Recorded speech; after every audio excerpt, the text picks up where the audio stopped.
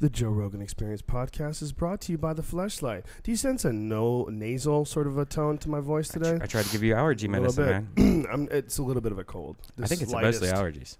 Do you think so? Because you, me, and like everybody I know, exact same symptoms, exactly. Are you coughing? I'm mostly sneezing, running noses, burning eyes, shit in my eyes, and I cough once in a while. No burning eyes with me, just coughing and running nose. Yeah. But I don't feel bad. I feel physically. I feel fine, maybe a little tired. I think you're going to be okay. But we also podcast rammed all over your face this week. Yeah, we've been podcasting like crazy. I don't know if that's wears you out, though. It makes me run out of things to talk about, definitely. Yeah, like yesterday I had to try hard. Well, you did ones after mine, too? Yeah, well, I've been doing, I've done the Naughty Show and whatever, yeah. Well, at least there's a lot of people on those shows so they can kind of keep the ball rolling. Yeah, but yeah. But you feel like you still have to it's still not laying on the couch crying.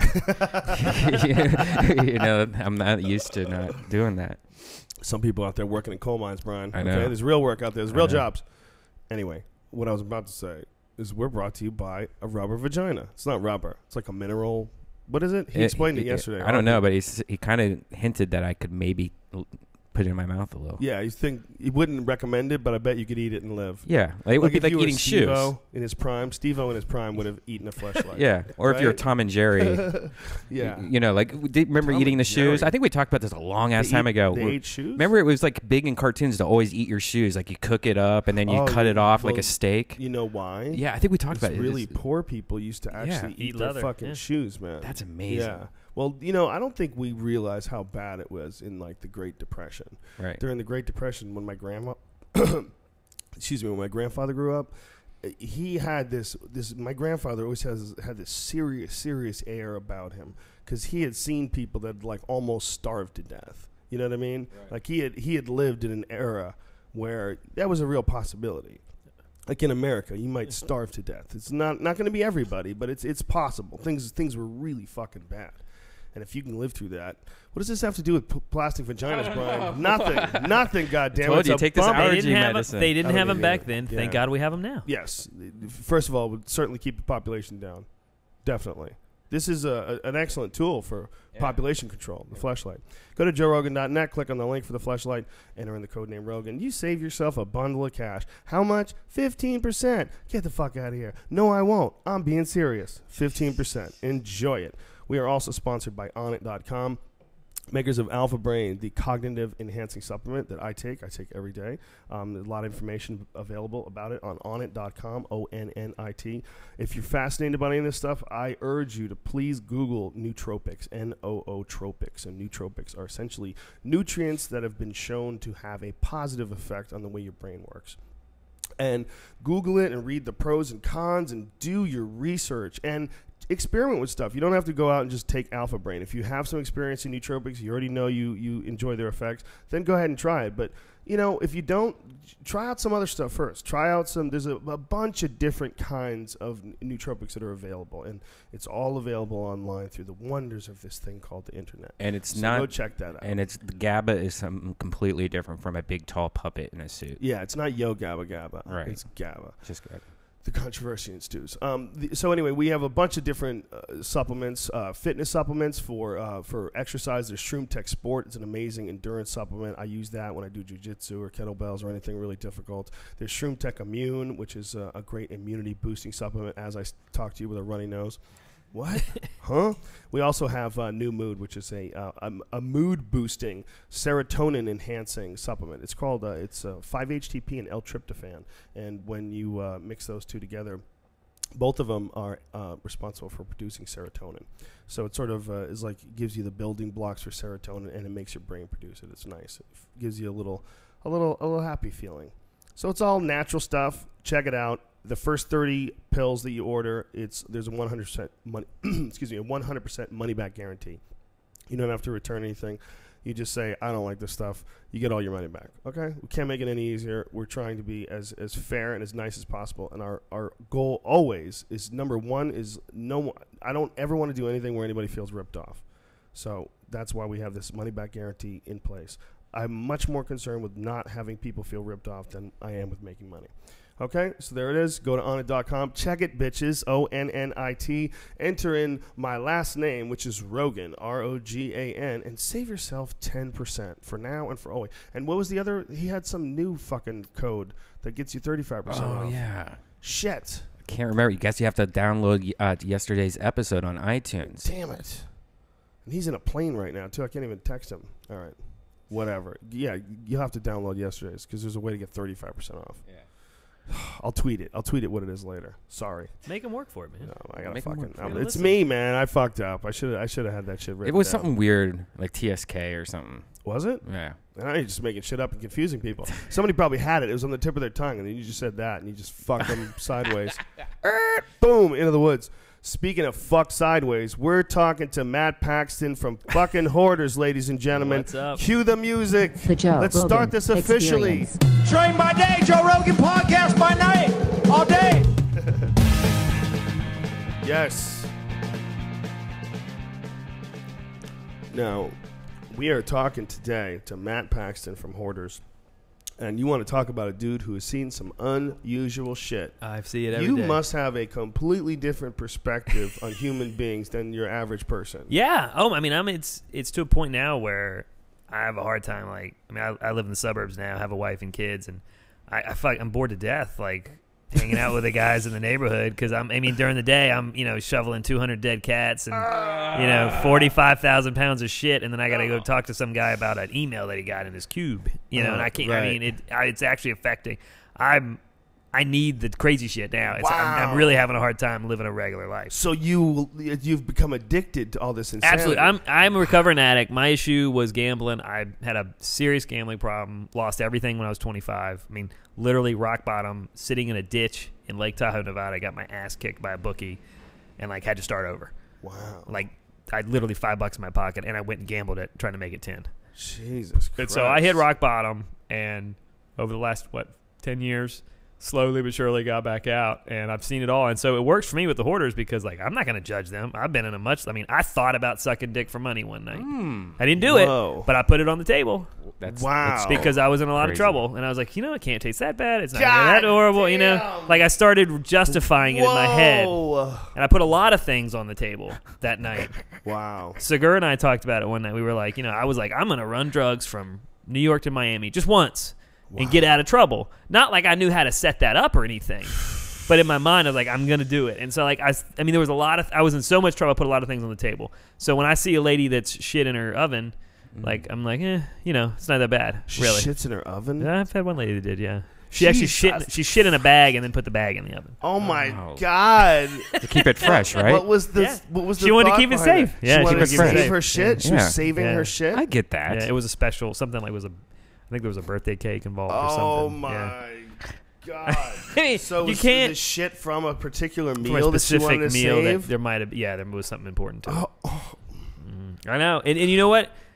I'll get right at it. These people are not crazy. I hate that word, crazy. Okay. They sure sound it, right. but something really intense has happened to them at some point in their life that made them.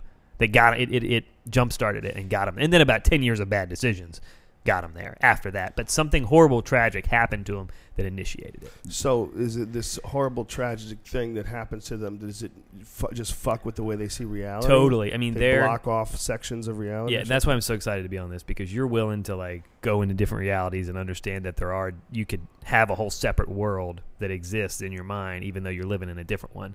And that's what happens. There's a lot of hoarder. functional crazy Yes, people out there. Yeah. absolutely. Oh my God, we've had judges and lawyers and doctors. I mean, we had one one judge that we literally had to clean his house from midnight to 6 a.m. because he didn't want anybody to know what was going on. But yet, I mean, here I am. Hello, the guy on Hoarders that 3 million people a night see. Right. If I'm going into your house every other hour, it's pretty obvious. We're cleaning up your house. What did you have to do to the judge's house? We had to clean it. I mean, it was full. It was, but his was nice stuff. It was like art and fancy things, antiques, and just things he had bought. He's just overballing. His was an issue with his wife believed stuff made you who you were, and so he wasn't comfortable with what you do as a person is who you are. He was whatever you buy is who you are, and so they were searching for more self-worth, and they just kept buying things. Oh, I see. And I mean, it's all mental. It's never about the physical stuff, which is hard to believe. I mean, we could get deep into these hoarders. Get into big, deep worlds where they think things matter. And I always say it's called. There's an old Avett Brothers song. If you've ever heard the Avett Brothers, an interesting band, really cool band. How do you spell it? Avett, Avett. Avett Brothers. They're amazing. They drive a lot of my theories on life. Really? Yeah. Oh, yeah. I mean, they changed the way I work. Like, first time I heard them, I was like, wow, this must have been what it must have been like to hear the Beatles for the first time. What? Really? And I know that's a word you don't throw out. I know that. Oh, man, you're Where are hyping they this from? up like, I know. Where are they like from? Drive. They're from North Carolina. They've What kind of music is this? They're bluegrass, but they think they're Led Zeppelin. Really? Holy Yeah, shit. and so they play really fucking hardcore. Dude, throw some of that shit on. They Yeah, just got picked up by Rick Rubin. Their last album was Rick Rubin produced. Wow. Does Rick Rubin still have that crazy beard? I only know him from like that NYU picture. I only know him from like Beastie Boys videos. Yeah. I mean, you think that was their freshman year of college? Him and who was that guy? The black guy. That Russell Simmons? Russell Simmons and him were roommates freshman year at NYU. Yeah, it's pretty crazy. That's crazy. Yeah. To me. They both seem to be like really, even though they're like super successful, they both seem to be like really nice guys. I met like Russell Simmons. Like, you ever read his Twitter? It's all about love. It's all about love and do yoga and drink water and it's like he's big. Like he's a big yogi. Nice guy. Yeah, I met him in an elevator at a shoe convention one year. Yeah, if there was what is the name of the song, Brian? 10,000 Words Acoustic. Yeah, it's probably not the song you want to hear. Oh. Maybe it is. Do Distraction. Hold on a second. Here it is. There they are.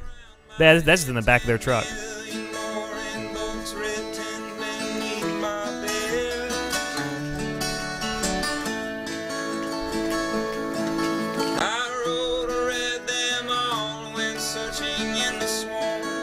Still can't find how to hold my hand. Check out if you see Distraction number 74. Hit that one live. Distraction 74 is that a song? Yeah, you'll see them how their live is really amazing. One of those dudes had his pants rolled up and he was barefoot. I find that offensive. They're definitely playing the part now. I mean, they are. I find that slightly offensive. You knew they were filming a video, dude. You decided to roll your pants up and take your shoes off. They're still in the music industry. industry. No, man, I'm so comfortable. They're still in the music industry. So comfortable, man. Okay. Yes? Yeah.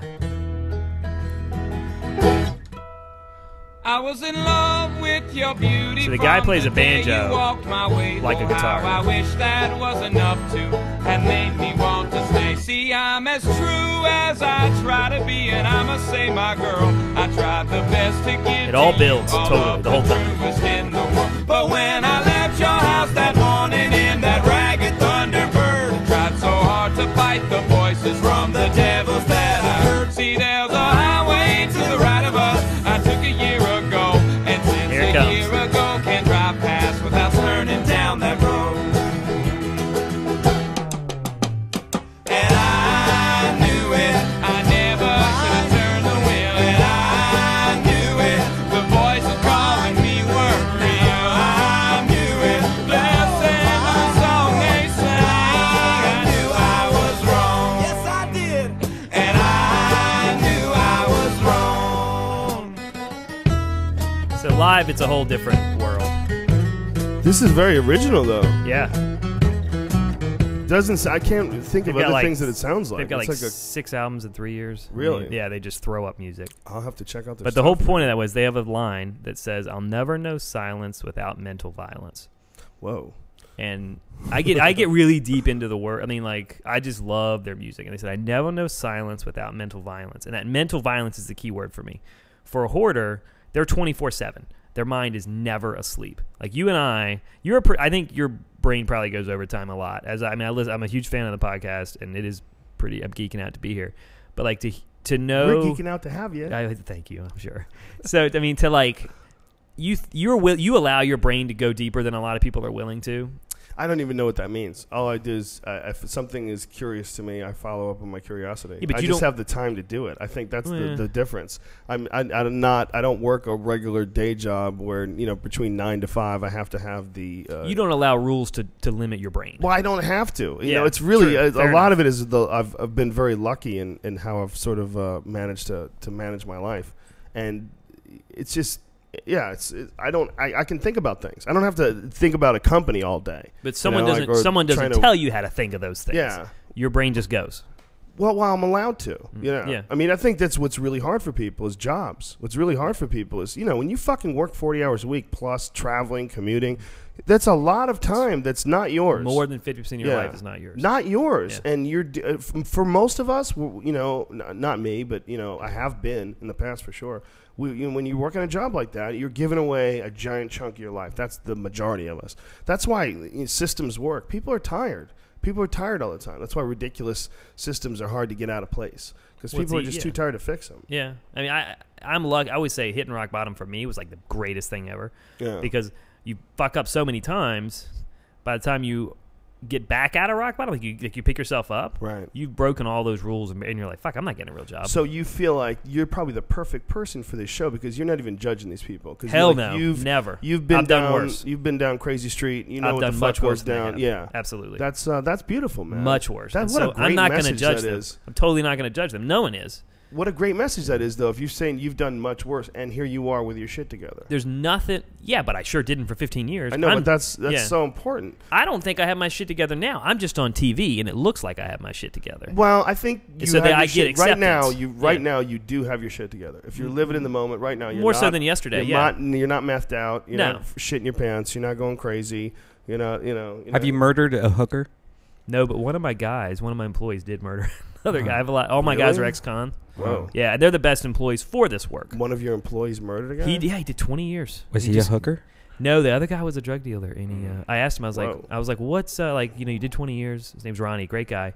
I was like, what's the what happened? And he goes, well, it was me or him. And I go, okay, I get that concept. Wow. And I go, so tell me the story. And I told him I checked with parole officer. It wasn't a sec. And I like my guys to be ex-cons because they're not going to judge. Because they're going to go back to jail the next day if they fuck up with us. I'm their only chance. So with our hoarders, we're their only chance to clean. So I prefer to have what if that one fuck up is like raping you or hurting you? That would suck. I mean, I mean, I tend true, it's never happened yet. I mean, I don't let them know my family if that's what you're leaning towards. They don't know my family at all. But you purposely hook them up with jobs because you think that they'll be more open-minded. Absolutely, and I know they're not. I mean, a college kid drives me crazy because he wants to check his cell phone all day. He wants to try to get laid that night. Don't get me wrong, I get that too. But I mean, he's focused on everything other than my client. Yeah.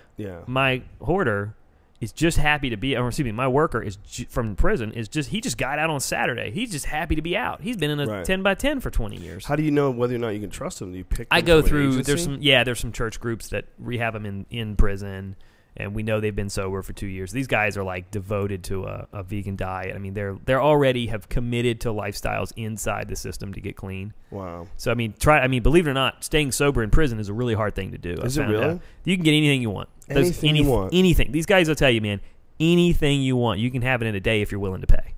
Really? Yeah. I mean, these guards make $20,000 a year, and they can pick up an extra 60 or 70 running shit to the prisoners. I don't really have a problem with that. I get it. It is what it is, man. It is what it is. I get it. Prison must fucking suck. It sucks. It sucks. I can't imagine it. If you got to get high to get through it, so be it. It's the worst way to fix people. It's the worst way to fix. I mean, it does for some scares them into a life of discipline. Like Bernard Hopkins, he's a perfect example. Yeah. Bernard Hopkins when he was young, he's a boxer, isn't he? Yeah. Yeah. He's the current light heavyweight champion, and I think he's 47. Really? Which is insane. Yeah, his discipline is just ridiculous. Well, and the discipline is the key word. Yeah. I mean, these guys are so devoted; they don't even try to eat it. You think it's hard to eat a healthy lifestyle outside of prison?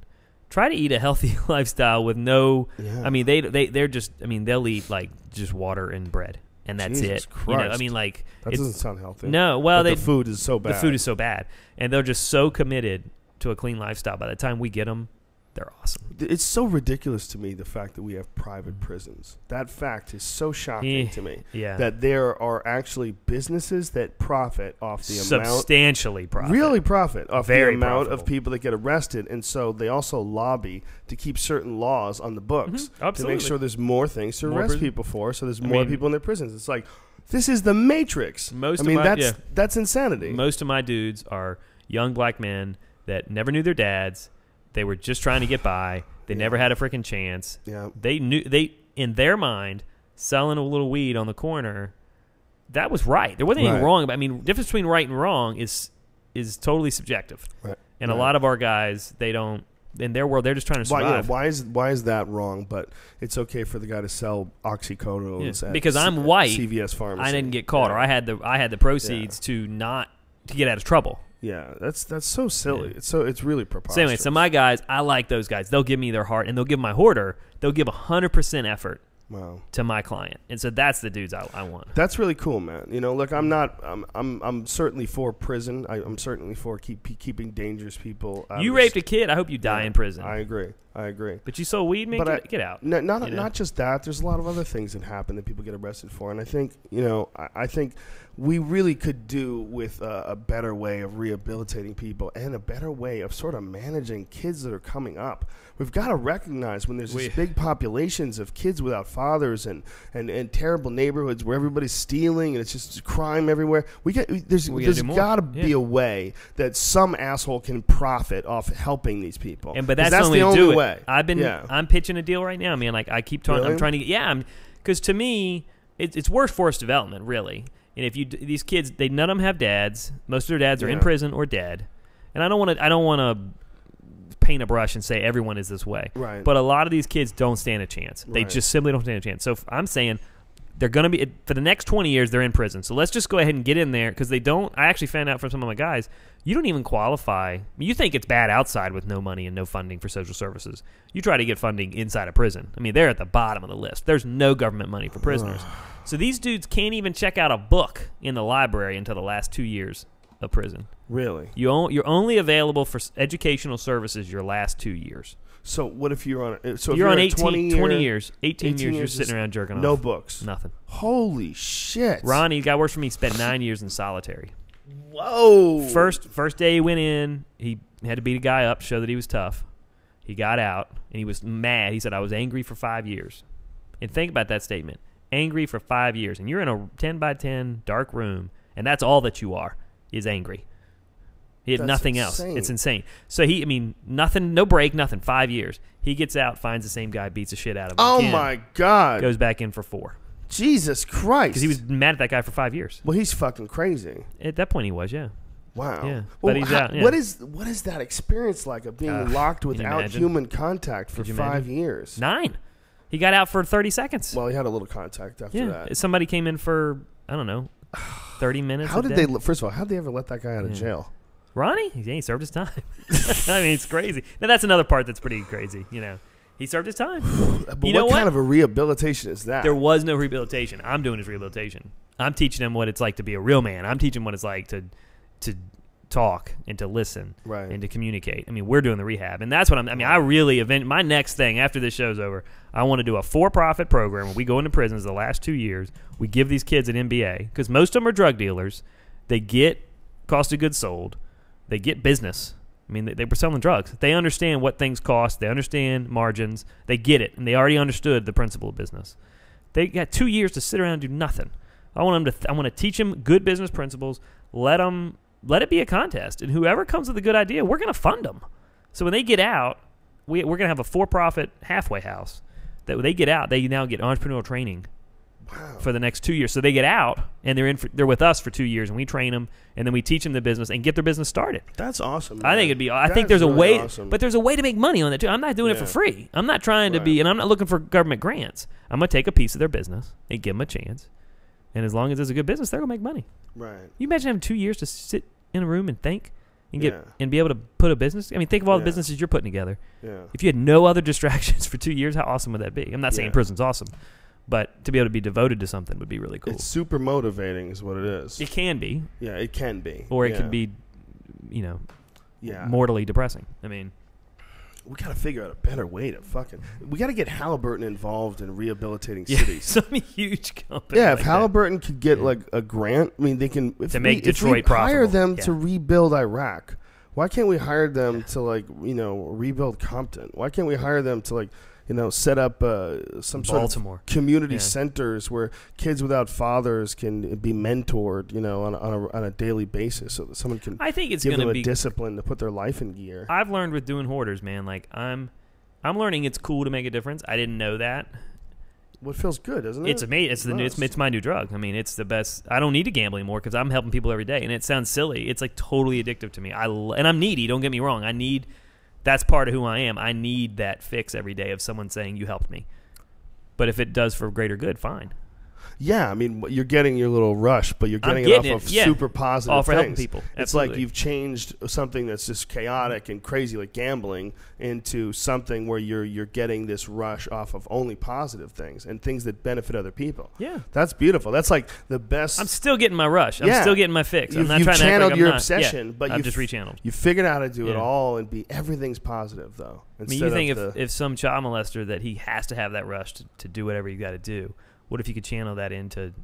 He's got to have that rush, and he'll do anything to get that rush, but that rush is now helping people. But look, that would be beautiful if I believed it was true. I don't. That's a bad example. I don't think they can be helped. I think there's such a high recidivism rate. I think there's something wrong with their brains. I won't. I mean, I'll help anyone. Yeah. I mean, literally, Ronnie killed a dude, and I'm fine with Ronnie in my home, but I'm not going to help a child molester. I can't do it. Yeah, I agree. I've met a few guys over the course of my life who had killed people. And, some of them in war and some of them in... Well, that's a whole different story. I knew guys who'd kill people accidentally in fights. I knew a guy who did that. Did you? Once. That's actually... Yeah, he had a weird look on his face, man. I knew a guy who killed a buddy of his in a drunk driving accident. He always had a weird thing about him, Well, I was listening to your... that podcast a couple weeks ago when you were talking about... You guys were talking about Rhode Island, and, all these dudes you were talking about... Yeah, had gone to prison or killed someone, or a couple guys had this one guy who beat a guy to death with a stick. He was a comic. And that's more than a decision. I mean, that's a commitment to an act. I mean, you don't. One time you hit him and he dies, fine, but you hit him 100 times. Yeah, you made 99 more decisions. There's to a lot kill of crazy that fuckers out there in this world. It's amazing that you're so entrenched in them. Yet you seem like a pretty together dude. I think so. I mean, kids changed me. I mean, I got a 2-year-old and a 5-month-old. And my wife changed me. I mean, I never thought I'd get married. I mean, when I got on Hoarders, I was living on a buddy's couch. I was cleaning up shit for $12 an hour. Literally shoveling shit for $12 an hour. And anybody that would hire me. Like a dog? Like people's dogs? No, people's houses. I'd go into a hoarded house and clean up their shit for $12 an hour. So before the show even? I've been cleaning houses for 4 years. When I hit rock bottom, I mean, I literally lost everything. I was living on a buddy's couch for $200 a month. And I couldn't come up with $200. The third month, he was like, dude, we're 30, man. Like, you gotta do something, man. I talked to some of my old podcast. My 30th birthday, I was engaged to another girl, and I realized, my life is a fucking joke. Like, I can't pull her into this. I got no business being married. And so I called off the wedding like a month before I was getting married. Wow. And that was a hard decision. And I was living on my buddy's couch, and it was my 30th birthday, which, is a milestone in your head. And I said to my mom's like, well, what do you want? It's been a hell of a year. And I was like, I need a pair of running shoes. And I couldn't afford, I was trying to run a marathon that year, and I couldn't afford a pair of shoes to run. I didn't have enough money. I owed like $100,000 in credit cards, and I mean, it was scary. So I started cleaning up old ladies' houses. Wow. And how'd you get that job? Like, my dad died. The biggest important thing in my life for me was my dad dying when I was 24. And that changed my life. I mean, my dad, I was a fucking asshole. I was just a piece of shit. All I cared about was drinking, gambling, and nailing women. All three great things, don't get me wrong. I mean, my 20s were really fun. Sounds like you had a good time. I had awesome. Why'd you stop? I had a blast. I really did. Well, you're talking to a guy who I spent a good deal of my youth in pool halls.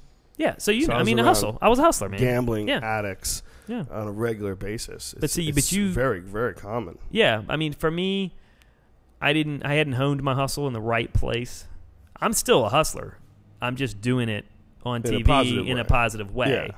I never changed who I am. I've learned I'm able to make more money in a positive way than I am in a negative way. People don't talk like I talk. They don't say the things I say. And I've learned just being brutally honest is the best hustle there is. Well, how did you get into this environment where you were around like gamblers, and how did all this happen? Well, oh man, I love it. The first time I went to casino, I fell in love with it, man. How old were you? College. This guy George. So that's when you became a gambling addict? Yeah, Before then, George. you were fine? This guy George Roman. He had Tourette's. Really cool dude. He was a very confident guy. He had Tourette's, but he didn't give a shit. It was like your problem that he had Tourette's, not his. Wow, that's awesome. He's a very confident guy, and so I was like very attracted. I was like, man, this is a cool fucking guy. Right. Like he put it on you. He did not care that he had Tourette's, and he would get the hottest chicks at school. He's a really awesome, confident guy. And my dad always told me, he's like, you're never going to be the best looking guy. You'll never be the hardest working guy. you got to be the most confident because I think that's your only in.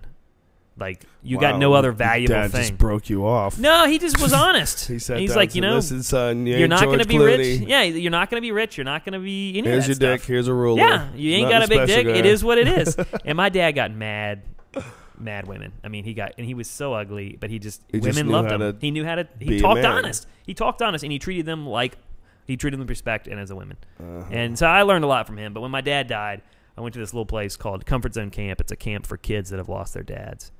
And so I was in L.A. We helped to build the L.A. camp, and my wife and I did. But I met her there. And but we helped build these camps for these kids that all their dads had died in drive-bys. So you meet all these 12-year-old kids that are going in. They're getting recruited by gangs already because their dads have already. They're 23-year-old dads that have been killed, or 25-year-old dads. So we learn. I mean, grief was a huge part early on.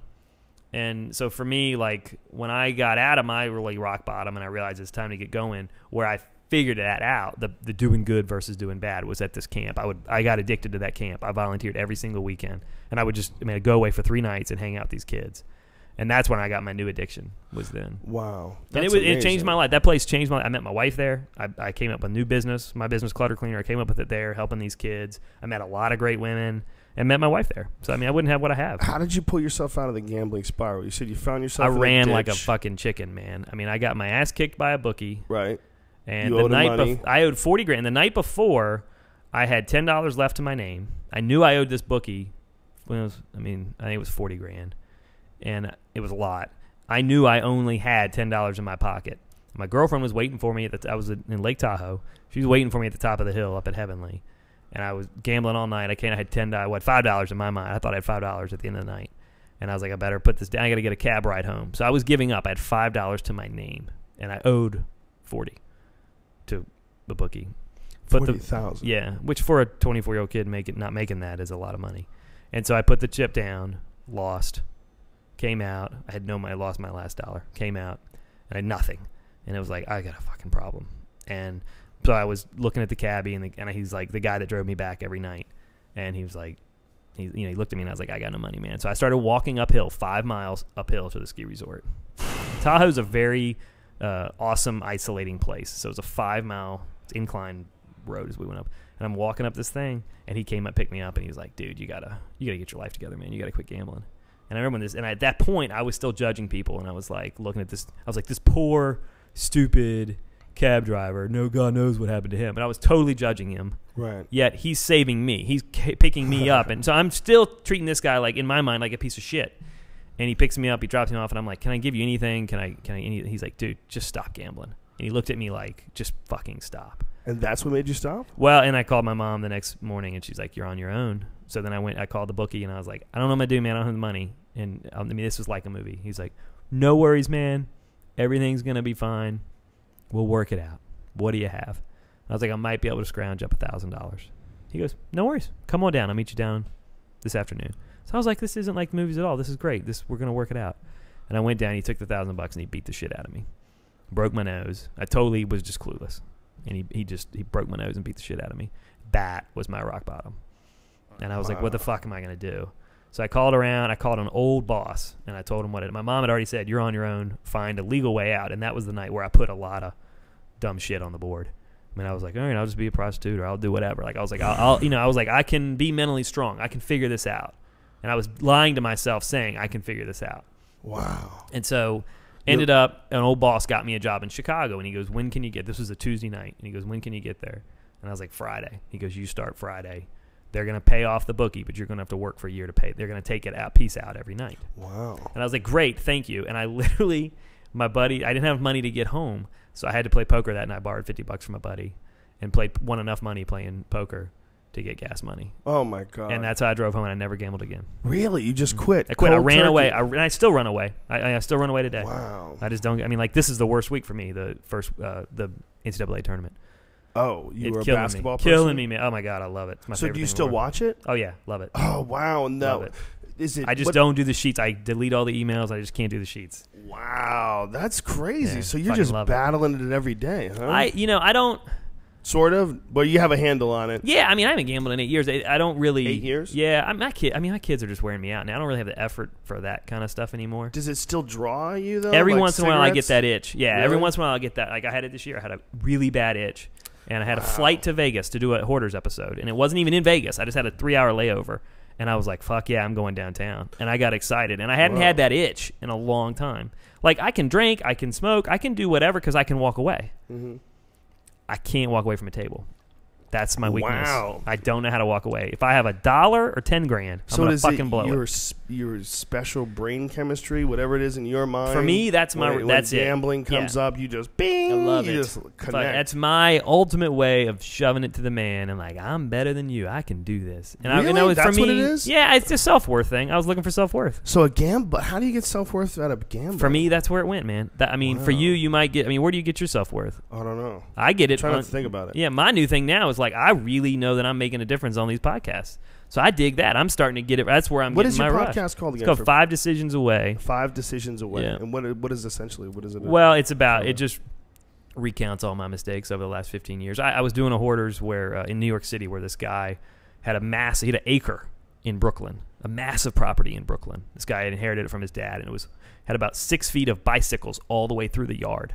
So an acre at 6 feet high. Think of the metal. The value of that metal was, I mean, probably $100,000 in metal. And he had a bum living in his yard. So inside the hoard, there was a bum living there. Oh, my God. And that was one of the things we had to clean up. We had to get rid of the bum. So I was literally, I mean, this is 2 years ago. I'm sitting here in Brooklyn hanging out with this bum. His name was Gregory. I'll never forget him. And I was like, and this is the cool thing about Hoarders. I get to meet all these dudes. Right. And I was like, all right, Gregory, how'd you end up here, man? Because he had a bunch of like 40 ounces. He had a bunch of these Magnum condoms, and so I was like, "Fuck yeah, this guy's getting more ass than I am, and he lives in a fucking shack." You know, And he's being responsible. Turns out he was huffing. I didn't realize he was just huffing gasoline. Huffing gasoline with the condoms? Yeah, they would fill up the condoms and then with the fumes, and then Oh I thought he was my getting ass. I didn't realize he was just trying to God. get high. Jesus. Don't knock it, Joe. Christ. Hey, it is what it is, man. Wasn't there a show on recently where a woman had an addiction with drinking gasoline? Yeah, my strange addiction. Yeah. What was that about? You pretty much said it. She was drinking gasoline. She really would just drink really loved it. gasoline. That's fucked up. She loved it. There's people that like do crazy things like sleeping with hair dryers is really Yeah. big. I've seen What? eating glass. Yeah. I Oh read my the other day, God. my wife forwarded me this thing. Apparently, second to porn, the most downloaded stuff is watching fat people on, like, people pay money to watch a fat person, stream live a fat person just living. Oh. Wow. Second to porn. No, I like the naked What? What? fat girls. Second to Yeah. porn. They Yeah. pay to watch fat Hey, people. so there apparently there's tons of websites. There was some girl on, she was on TV. My wife saw it. There's like people out there that you would pay like a monthly fee to just stream live to watch this fat person walk around. Wow. And that doesn't do it for me, but gambling did. So, to me, I think everything is related, and the whole reason I do well on Hoarders is because I've been lower or made worse decisions they ever have, and so they trust me, and I am able to. They know that, and I scream that story to them. Mm-hmm. So by the time I get to meet with a hoarder, I'm already part of their family because they know I'm not about to judge them. Period. So you're just helping them and pulling all their junk out. Yeah, it's easy to throw stuff away.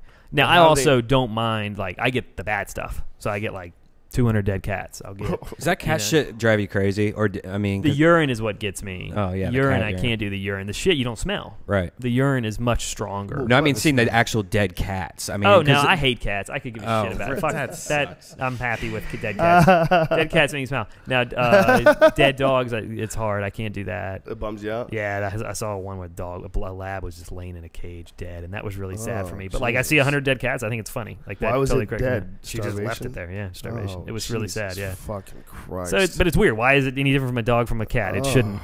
You know, the diapers is my favorite now. I laugh. I love. I mean, I did one where this lady. We had a really bad earthquake earlier this year on the East Coast, and it's right near Washington D.C.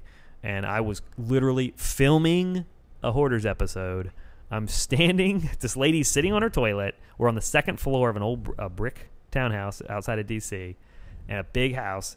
And I'm standing on 4 feet of her own diapers that she's been tossing in a corner. Her own diaper. Her own diaper. So she'd take a shit in her diaper. Oh my! Or she'd have her period in her diaper, and then she'd just throw it in the corner. God! And the pile built up to be about 4 foot high, about 6 foot across. Oh my God! What are you dressed like? Are you in a hazmat suit? Yeah, that one I was in a hazmat suit. Most of the times I just wear like boots and jeans and a. And how is she like existing in that? They can live anything. It's like an 80-year-old smoker. You know, you see these guys and you're like, you should be dead 20 years ago, and he's the toughest fucking guy you've ever met. Yeah, I mean, their immune system must be going to Yeah, war. those all people day. will be in all hazmat, and then they're just sitting there hanging out. Oh my God! I don't like to, if I'm conversing one-on-one with them, I don't want to have a mask on because I think that's a wall, and I don't want to lose that trust with them. Right.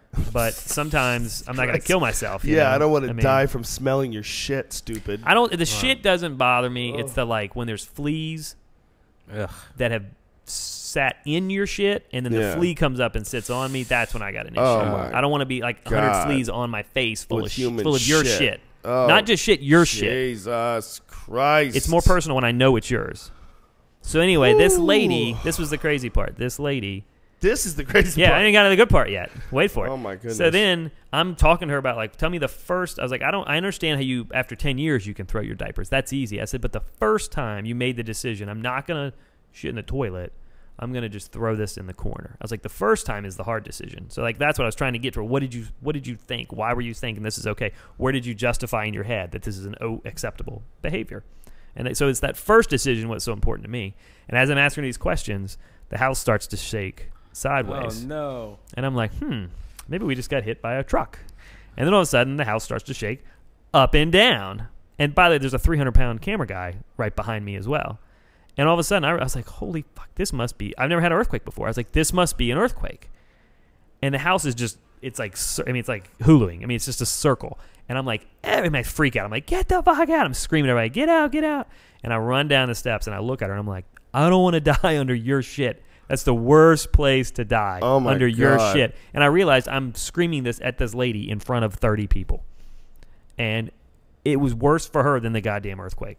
Me telling her I didn't want to die under her shit. And I felt so bad. And I was like, I just almost died in a freaking house, and I'm worried about, upsetting this lady. Right. But that was...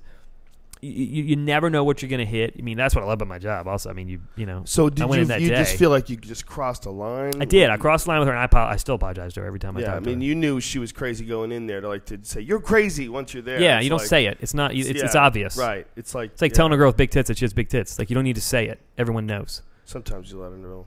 Let her know you privately, know. Yeah. Let her know what's up. Poke her in the back and let her know. Let her know you know. Don't be scared to let her know you know. Don't try to keep all your cards under the table, right, Brian Redband? I often find that I think I'm a hoarder, and it's because I'm such a tech dork that every one of these things that you see here comes with a cable and instruction book, and I feel like I have to save that because I'm going to need it later. That is hoarding tendencies, believe it or not. What's that? I mean, we get guys that they want to fix. I can fix this. I can fix this. Right. It's they hold on to things. Now you obviously know the limits. Yeah, I know the limits to a point, but also that and clothes are my two horrible things. I hate fucking folding clothes or hanging up clothes, so I just kind of keep them in like piles in my closet. Like it's pretty. That's the two things though. I have a million uber douchey MMA T-shirts that people have given me that I'll never wear. Yeah, it's like a battle axe into a skull. Like chop your head off. You must get so gear. much stuff from people because you're like kind of one of the original dudes. It's cool in some ways. I get people send me like cool equipment.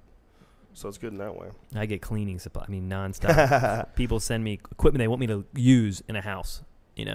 Well, I mean, it's good to get that shit for free, isn't it? Yeah. I just give it to the hoarder. I don't need. I'm a minimalist. I don't want anything. How many people that you go in and sort of intervene and restructure their life? How many of them does it stick with? This is the number one question. If they invest in the therapy, and I say invest, I don't mean money. I mean time. If you invest fully in the therapy process, it's about 60% with my guys. 60%? Yeah. If you don't do the therapy, guaranteed 100% failure. Wow. It'll be full within 2 months, and usually faster. Now, and I don't want to say... But you said 60% success? Yeah, but I don't want to say... It's not always traditional therapy. A lot of these... When you see me on hoarders, these are stage 5 hoarders, which they're the worst. I mean, they've literally been shitting in their living room for 20 years. Oh. Okay, so I mean, I'm talking extreme stuff. So traditional therapy is not going to work with them. So I don't want to act like if you just talk therapy is not going to it's not for everybody. Right. And so a lot of my stage 5 hoarders, they've got to have. There's a lot of Western therapy that's actually amazing. There's a lot of post-traumatic stress disorder light therapies that we're doing with a lot of the guys are doing with all the guys coming back from Iraq now. Those are some really fucked up guys. What are they doing? It's this light therapy that they hit them with all these light treatments, and it actually helps them remember whatever that tragic event was, whatever the trigger was, and it helps them go back to that. Because most of these, like a hoarder. Whoa. Like that sounds crazy. It's Yeah, fat. I think it's nuts. fat. I'm not a doctor. I mean, I'm a trash guy. But like the therapists that we work with, we brought in some new like homeopathic doctors that have come in, and we found that traditional medicine may not always be right for hoarders. And it's really interesting. What is a homeopathic doctor going to give them? Like, is there something in their fucking homeopathic book about hoarding? No, I mean there's Ginger root. Well, shit. Like I mean, like I know Kale. acupuncture does some crazy stuff, man. Does it? It's some Is amazing acupuncture stuff. legit, Brian? Have you Joey ever done it? Diaz fucking swears by it. That's It's all legit, he talks man. about. It's totally legit. Is it legit, or is it one of those power bracelet things where you? Well, if you believe in it, Yeah. yeah, sure. I know what you're saying. I mean, I had acupuncture done once on an injury, on a neck injury. I don't think it did shit. well, But so it might for have you, been a it's not bad- legit. It might, but I was open-minded. It just didn't work for me at that moment. Maybe it was something I needed to do more than once or something. And when Joey Diaz describes it seems like he says weird shit sometimes. Like, oh, this brown juice came out of my foot. And I'm like, what's that mean? How about that? Yeah. How about he was saying, hey, I should put your foot in a bath and you see the impurities come out of your body. Like the impurities are coming out of your feet? Like, what are you, a fucking plant? I've had brown What are you shit. talking about? What I've are you? had brown shit on my feet, but Yeah. I've not come out of it. That No, doesn't even that's make weird. sense. There's like a lot of like pseudo medicine talk that these people throw around, and I always get confused. I never know what's real and what's just Yeah.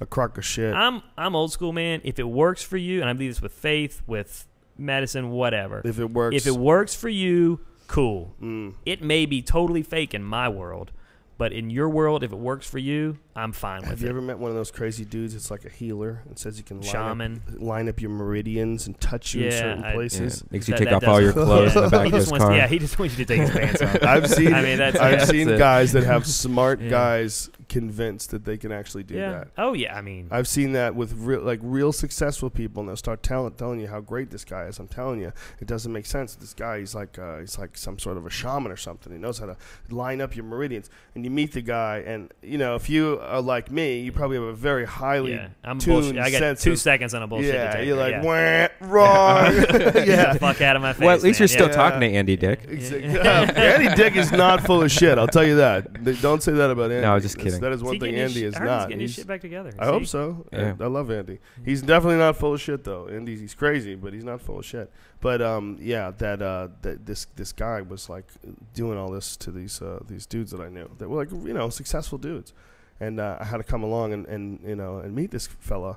And started asking him about the science behind what he does, and it's just the more you get deep into questions with it, the more it starts crumbling. Like, where'd you learn this? What is this? Well, you Hey, probably yeah. just were relentless and never Yeah. stopped with the questions. Well, it was ridiculous. It was preposterous. It involved turquoise. and it also did the thing. He did crystal- something I don't that I get the really crystal don't thing. like. Yeah. Yeah, the crystal He shit. did something that I really don't like. He reached over and like pinched a hold of my trap muscle while we were talking. You ever have a conversation with someone and they're like holding on to you? No. Not hard. He Like broke your not personal not space. to Yeah. but it wasn't even to the point where it wasn't. I was not insulting him. So you might say like, oh, this guy was like, this is about to get physical. It was not that. He was being very friendly and like a friendly gesture. But he almost a had preacher like hug. it was a weird Yeah, like he had it's- like a light pinch on me. It was like a light pinch. It wasn't. It was just a little, just something that made me think like, why is he doing this? Like you ever It's a talk to a control thing. dude? That's a Yeah. control thing. You ever talk to a dude and they hold your knee? They Yes. lean in and they hold your knee, and then they want to tell Yeah. you. And I'll tell you what, right now, Matt, I didn't know what I was going to do. And you're like, why the fuck are you holding It's my knee? It's magic. Yeah. It's diversion. Yeah. They were diverting you from whatever was really It going on. enhances Yeah. the moment. So Yeah. the guy did that when he was talking to me, which automatically makes me feel like he's a charlatan. Pickpocketer. If I know Joey- that this guy yeah. it's a hustle. He's a mental hustle. This is what he's doing. I mean, obviously he's tricking these people into thinking that he's healing them, or maybe he is magic. It's a power play, man. Leave Yeah. that on the table. Yeah. But when a guy does like a psychological move like that, where he just reach, I mean, that's like that's really like. It's like really base. That's not like complicated at all. It's like really obvious. Like if somebody reaches in and holds on to you, it's an odd move. Like why? I mean, I do that with hoarders. When in a bad moment, I make sure I got a hand on her back as a hug. on purpose. Yeah, but that's on purpose. just, though. but that's on purpose. But that's strategy. to give good energy. That's to yeah, to but comfort it's the her. same thing for negative energy. Yeah. Well, it wasn't even this dude wasn't even being negative. He was just he was gonna make me uncomfortable, and I was just gonna go along with what he was saying. You know, I mean, I See think what it is. Yeah. I think that's what they do. Like really good con men will make you uncomfortable, and all of a sudden you're going along with what they're saying. Then you start justifying your actions, and then you're a part of it, and you start telling everybody else how great it is. But a con man is great at what he does. Yeah, yeah. Well, this guy wasn't bad at it. Yeah. He just wasn't stand-up comedian ready. You know, a stand-up. I've been a you stand-up gotta- comedian for forever, 23 yeah. years. If you're full of shit, I'm gonna look Yeah. at you immediately and go, "Oh, look at this Yeah. guy." It's very rare, unless someone's like a real sociopath. It's very rare that I don't think something's wrong immediately, socially, and even the sociopaths. They can't.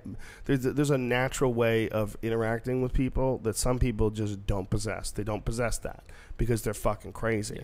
and you can tell pretty quickly when you're talking to someone whether or not they have or have. Whether they're not. Yeah. But how disturbing is it when you have friends that don't see that, and then they makes you wind up. reevaluate your friendships. But it's not even that they're bad people. Just that, like, hey, knucklehead, you're in a cult. Do you understand you're in a cult? I get that with the damn Amway, man. I get so upset when I find out a true friend is like selling Amway all of a sudden. I don't. I'm like, what is man, Amway Yeah. exactly? Dude, I don't you're even a know. good friend of Pyramid mine, It's a man. pyramid scheme. Yeah, Is man. it? Like, you're a good friend. Like, I trust you. You're a good friend, and here you are trying to sell me on something. Like, and I realized it's not that they were sold. I mean, they're totally blind to this right now. And I'm like, oh my God, like, you fell for this. Like, I feel really bad. And then, but it does make me reevaluate my friendship with this person. I've had to talk John Heffron out of 4 or 5 different pyramid schemes. Yeah. John Heffron will call you every other month with some new thing. Well, all I have to do is invest $20,000, and this is what other guys have gotten out of this. It's yellow Windex. He always has some new thing where he's Yeah. going to train. I'm going to train businesses how to write jokes, and they're going to make their own advertisement, and I'm going to do it all in house. He's always got these wacky ideas. He's doing a lot of these shows where he does conference calls. Yeah. Well, he doesn't. We haven't done a podcast in, I don't know, months. And then I asked him recently. He's like, "Yeah, I'm on the road for 17 weeks," and I'm like, "Are you?" He's on the fucking road for serious? 17 weeks in a row. Oh my doing. God. Just Does can he you come imagine home that- at all? Probably a day, maybe, if at all. Wow, Heffron's an animal. Yeah. He's a road animal. Have you had an episode that you couldn't show for whatever reason? Like, was there an evidence scene, a body, or anything Yeah, we like do that? get a lot of crime scene situations. I personally have not on the Right. show. I mean, privately, we found a lot. Right.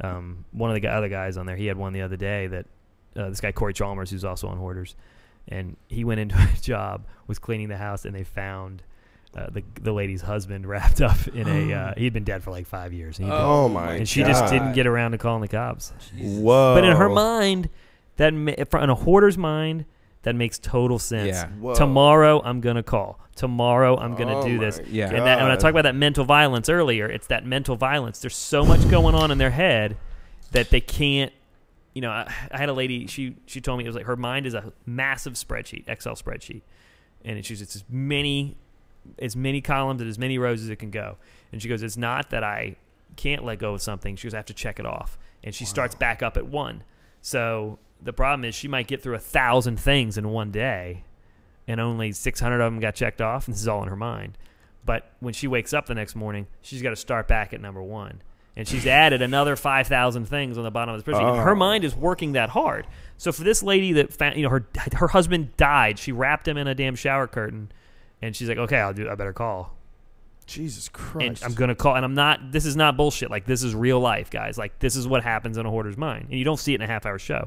Like, this is why I think it's fascinating. Like, is there a absolutely medical fascinating. term for what they're? Fucking crazy probably is the term that most people use. Fucking crazy. They're not and I hate that word crazy. They're not But you crazy. It's a said- mental disorder. What are you You set talking me about? up. Yeah. They're fucking crazy. You Yeah. just said it. Don't say that there's anything wrong with being crazy because I'm crazy. I think Brian's we're all a fucking little crazy. crazy, and that's one of the points I try to Everyone push that on. I like is crazy. Every single person that I like is Absolutely. crazy. That's a goddamn If you're not, fact. you're They're boring just as shit. nice. They're crazy and nice. If you're not a little crazy, you haven't done anything. You're boring, and I have no yeah, value. try to tell me Joey Diaz isn't crazy. Try to tell me Duncan isn't crazy. Try to All tell me you you're not guys- crazy, bitch. All Crazy. you guys, I was You know crazy you're once. crazy. Stuck me in the room, counted You all got the a walls fucking. four You're times. People said I was 37 crazy. years old. You Crazy. got I was a crazy clock once. that makes Stuck me in the cat room, counted noises. the room. I did see a cat clock over Yeah, there. he's got a That's- goddamn. I've seen a few of those. 50, Let me show there's you. 50 cats in front of you too. There's cats. The logo is a cat here. One of the old jokes.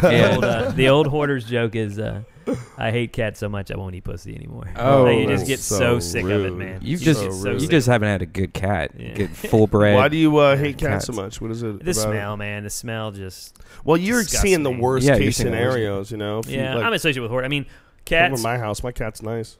Cats exemplify for a hoarder. They exemplify easy love. And I it's see. the easiest way to get love. It's easier than investing in a human relationship. Right. And a cat is a survivor. Like cats will scrap to any level. Like they will not die. Like for a cat to die Jesus. naturally, like a human couldn't live. Do to that cats extreme. eat other cats? Absolutely. Oh, The minute a cat Jesus. dies, the other guy's gonna eat you. Whoa. Totally. So we'll find like a bunch of like their eyes are eaten out and their Whoa. intestines are all eaten out. Cats are scavengers, man. They're just trying Oh to eat. my God. Yeah. So that's like That common. changes it for you. Yeah. Woo. Like we had an animal expert tell me one time. She's like, you know, when a cat's up there licking your face when you're asleep, Mm-hmm. it's literally waiting for your last breath. It's not. It doesn't love you. It's not there to hang out with you. It's there Wow. to fucking kill you. How many people get eaten by their cats after they die? Is that like Good, super common? I'm sure there's a bunch. I don't know. I Never. bet it is pretty common, right? Yeah. Someone look. I Dogs bet, also yeah. though. Dogs do that as Will well. they? They Yeah. eat people when they die. Yeah, absolutely. If a dog's left in an apartment with only you to eat, they're going to eat you. Oh, Well, yeah. it goes That's back happened, to right? it goes back to my boy Ronnie. I mean, you got to do what you got to do to survive. Yeah. Cats are gonna do the same thing. Animals will do it. So are people, man. You got to do what you got to do. And when you're pushed to that limit, you got to do what you got to Yeah. do. Remind me not to piss that guy off. Dude, you know what? Fucking People. stays in solitary for 5 years thinking about kicking a dude's ass. I did Stern the other day, and he was like, "Man, you must be a really tough guy." And I was like, "Nope, my guys are. I'm not." I was like, "I've never thrown a fist. I've never thrown a punch in my life, but I don't have to because I got some Yeah. really tough dudes behind Well, me." If you know, if you're a douchebag, most of the time you're never gonna have to hit anybody. If you're not a douchebag, Mm. rather. I one time If a you're a guy- nice person, Yeah. how often is it really gonna come up? I don't think. I mean, I hope never. Yeah. I mean, Most likely. I mean, someone else. My wife's gonna fucking hit me before someone she else ready? gets a chance. Does she throw? She would. Yeah, she's a tough girl. She's a very tough girl. Now you were in the ditch. You got Yeah. beat up by this fucking guy. And Now, that was how my do you bottom. go from that to cleaning crazy people's houses up? You'll laugh. For me, I wanted to. I really enjoy old people. I think their stories are fascinating, and so I actually wanted to start a senior relocation business, which is moving old ladies. And I was like, that'll be neat. You get to sit down with them, sort through their stuff, hear their stories. And for me, it was the grief. Whoa, thing. whoa, whoa! You were like seeking out the stories of old ladies. Yes, they're fascinating. Old Wow. ladies that like their husbands have died in the war, and they never got remarried. They have all this cool Yeah. shit. Their stories are fascinating, Really? like amazing. I always thought that'd be a cool podcast, just to have one old lady from a neighborhood each week to just come in. That would depress the fuck out. No, of me. like this one lady down the street from me. I was helping her clean her garage out, and her husband had died, and he had just died of Alzheimer's. It was really sad, and we started talking, and I realized she had a tattoo on her wrist, some numbers, and I was like, So she was in a concentration She was a concentration camp, and I was like, "Do you mind me asking about that?" And she's like, "Oh, sure." And she starts talking, and she clearly describes the dude. I mean, her husband, her father. It's ironic. Her father and her brother died in the concentration camps, but she met her husband there in a concentration camp. Wow. They get to America. They re-find each other in America. They have 50 years together, all that. He dies of Alzheimer's. And she said, she goes, I could pick out the guy, the U.S. soldier that opened the door to whatever, the box they were in. She goes, I can see the day we were saved. And it was about a 30-minute story explaining this guy. And she's the minute that I realized we were free. And like those stories to me are fucking amazing, right? Amazing. And then she was upset because her husband died from Alzheimer's. And she's like, I mean, this 80-year-old lady basically saying to me, fuck Alzheimer's. I mean, we beat Hitler and we beat everything. And now this damn disease takes my husband. And it was a very honest and very just fascinating moment. Wow. And so for me, like, I love shit like that. And so that's why I wanted to hang out with old ladies. Like, my generation, I ain't gonna have anything like that, man. Like, she saw cars. She saw, like, bathrooms. Did she talk about that? Yeah, she'll talk about anything. She was. If you ask, they will talk. But they're not pretentious like us. They're not gonna tell you shit. If you ask, they will answer. So when did you get into this hobby of talking to old ladies about the past? Always. It's kind of trippy. So, My grandpa always got. I mean, it makes sense. Yeah. I mean, I think they're fascinating. I think it's interesting. And I'm not a big reader. I like to listen. I'm a listener. That's why podcasts is so good for me. I love listening to stuff. I love fascinating stories. And I lived, actually, the first year out of college, I lived in my mom moved to England, so I lived in her apartment, and it was in a retirement community. So my first year out of college, I was the only dude under, like, 60. Did any of them try to bang you? One guy did, yeah. A guy No, did? I'm kidding. He did. How dare you? How much did he pay you? $100 is $100. No, it was. So you went from that. From Well, I went helping and I old tried. ladies, and then Yeah, there's and the thing particular was, cases. yeah, in my town there was a business that was very, very good at senior relocation, and I could never beat them. I couldn't compete against them. So for me, it was totally a business decision. I went to this competitor and I said, "What do you not do?" She goes, "We won't clean the messy ones." And I was like, "Well, that's what I'm going to do." Whoa. And so it was strictly, I couldn't beat this woman in business, the lady that owned the bigger company. So I had to just do what she didn't do. Wow, how clever are you? That's a pragmatic dude. My man. grandpa was always, he just said, you find out what no one wants to do and then do that. And they'll pay you a lot of money. Your grandfather and your father He's gave old you the school. fucking worst advice No, ever. man, I think it's great but advice. it was great advice. Yeah. But they were like, listen, kid, you're not good looking. You fucking Yeah. do what nobody else is willing to do. You know what? I'm glad I found that out at 14 and not at 44. I know, but it's so You know? funny. That's kind of broken to say to your son. Like you're brutal going to be ugly, frankness. kid. Listen, my jeans suck, so do yours. Let's Pretty get much. past that. Pretty much. That's rude. He's like, it is what it is. Let's move on. Wow. Get on strategy on what you can do. So do you have a lot of self-confidence issues because of this? No, I'm very confident. Yeah, he was telling I you got- earlier man, that's I what his mean- dad I told mean, him. no, Get about your confident. looks. I'm saying. Nah, you're not. If you're interested in my looks, you totally miss the point. Like, I'm not handsome. See, look, you know? yeah, right there. You said you're not Yeah. handsome. Why don't you think you're a very handsome man? Well, thank you. You're not a bad looking dude. But I you're think- not freakishly ugly. No. So but I that's think what's what important. I That's all you do- need. You look clean cut and nice. Have a great personality and don't be Yeah. freakishly ugly. Yeah. You'll be fine. I did fine. I'd never gone without a nice looking woman, and they were never attracted to my looks. They were attracted to my confidence and what I do, what I actually Dude, do you should for be in people. a Tom with Cruise people. movie. He could be in Magnolia. That He guy's could be like one of he's the like guys 4'8", that Tom right? Cruise created. I don't know how tall Tom Cruise is, but I hear that I'm like 5'2", so he might be bigger than that. Well, let me tell you, you're a lot fucking bigger than I thought you were gonna be. Okay, that With- sounds weird. No, that's not I in a mean, lame he's- way. he's got Well, thickness to it, it's because too. I'm so excited to see you, man. A lot of girth to that. Yeah, I was really excited to talk to you, man. For sure. Is this the is stuff like, you? I mean, is this the kind of stuff you wanted to? I mean, I hope. Oh, I mean, anything, man. I get blown I'm away by this fascinated by stuff. your past for sure. I love the stories of people feeling that they were going crazy and then pulling themselves out. I've been really lucky with my addictions in the past, but I certainly know that I'm susceptible. That's why I stay away from video games. I've never really never gambled. video games. Yeah. The only thing I've ever gambled on was playing pool, and I was never good enough to win any money or to be like a threat. You know, Yeah. like it was always Old like, school just pool hall fun. guys are dangerous, man. Oh yeah. But I knew like what I'm Jesus. saying is I knew what Yeah. I was capable of. So I don't have a big enough ego to get roped in. One of the ways that guys get roped in is you'll play a guy and he'll barely lose to you, and then he'll start trying to raise the stakes, or he'll barely beat you, and you think that You got think you're lucky. away, you're ahead. Yeah, and you think you can get back at him, and then he drags you into this deep water, and then all of a sudden he starts running out, and then he starts playing perfect pool, and you're like, what the fuck just happened? Oh, you just got hustled. Well- He pretended to be a certain level. Yeah. Really, he was much better than that. I Mike was always. yeah. I'm sorry. I Don't was say- always real aware that I wasn't that good, so you couldn't do that to me.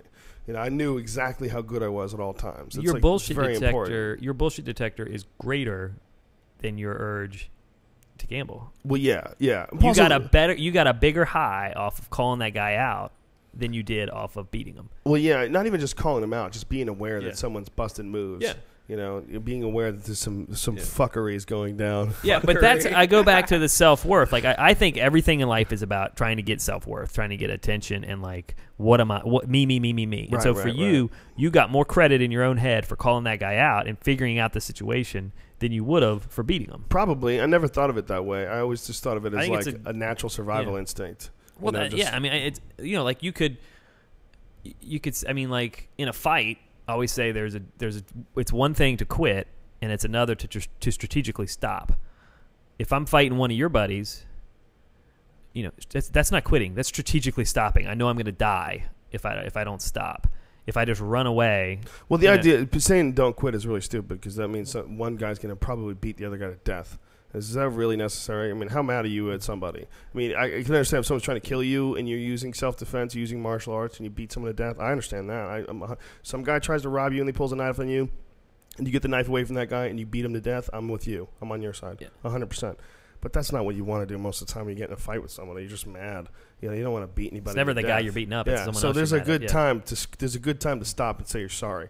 And when a dude's fucking pounding on you, and that guy should let you go, and you should say you're sorry, and that guy should let you go, and everybody should be cool about it. And that's how it should go down.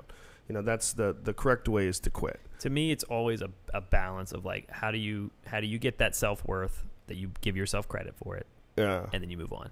And I don't know. And don't get in arguments where you're right, but the other guy can kick your ass. Yeah. Oh, dude, you're totally right. Don't get in those I'm an idiot. arguments, man.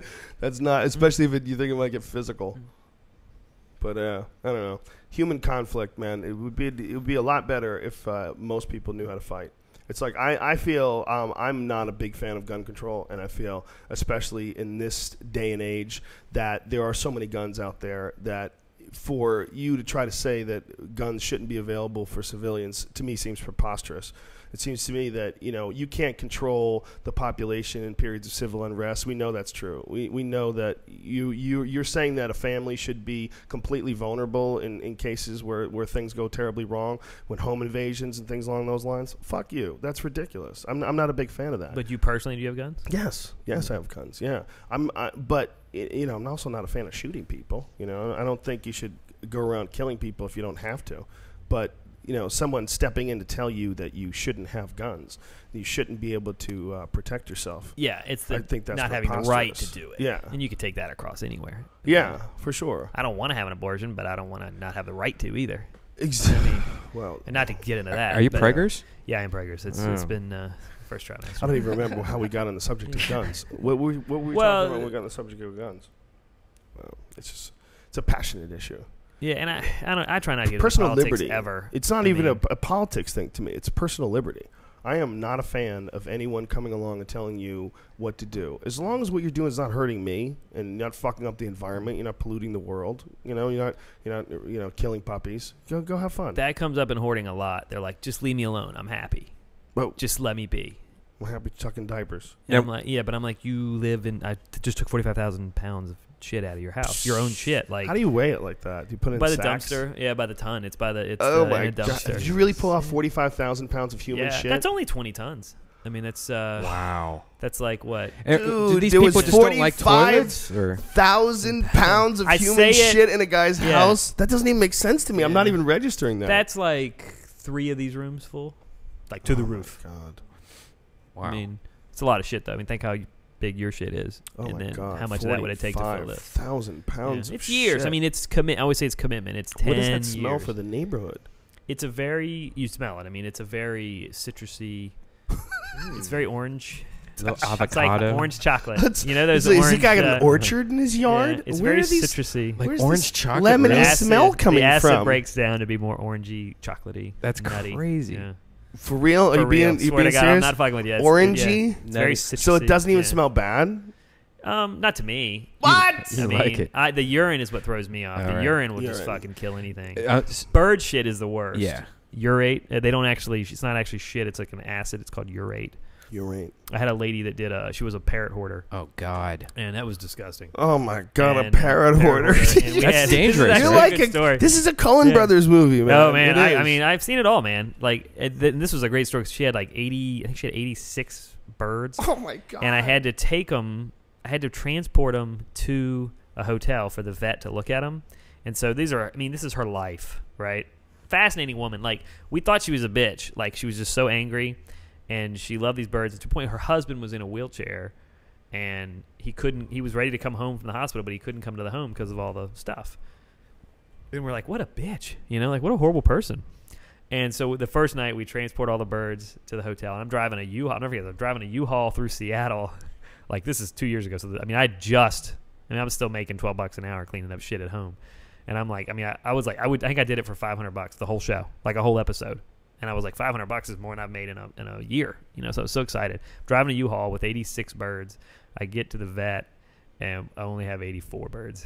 2 of them died in transport. Oh jeez. And this lady, this is her life, right? Later, we found out as we cleaned more and more, she refused to talk to me. We have a therapist on set always to make sure that their mental health is just as strong as their physical health. And the more the therapist and I started talking, I was like, I don't think she likes men, period. And the more I found out, it turns out her husband beat the shit out of her. And that's why she had built this wall. She didn't want to clean the house up. So he was coming back from the hospital. She didn't want him. She didn't want to come in because she's going to beat the shit out of her again. And so we were like, we're done. So we didn't clean the house. We left it messy for her. Because at that point, the worst thing we could do for her is clean her house. Right. And we really slowed down drastically. We just cleaned the garage There's such because a I don't want to get them in the house. bummer when you Yeah. see people completely fucked up, isn't it? It's. I mean, it does make you feel better about your own life. I'll say that. You realize, and that's why people watch our show. Yeah. I mean, it's. Well, people watch your show for the water cooler talk. You know. Oh, yeah, Sit I around the mean- water and you go, did you fucking see the cats? For when you hear about 45,000 pounds of shit, do you actually show the shit? You see me picking it up. Yeah, you see me shoveling it. Shoveling human They shit. show the dead Yeah. cats with Shoot, fucking but- holes but on them. Cats and stuff. is one thing. You very rarely see human shit on TV.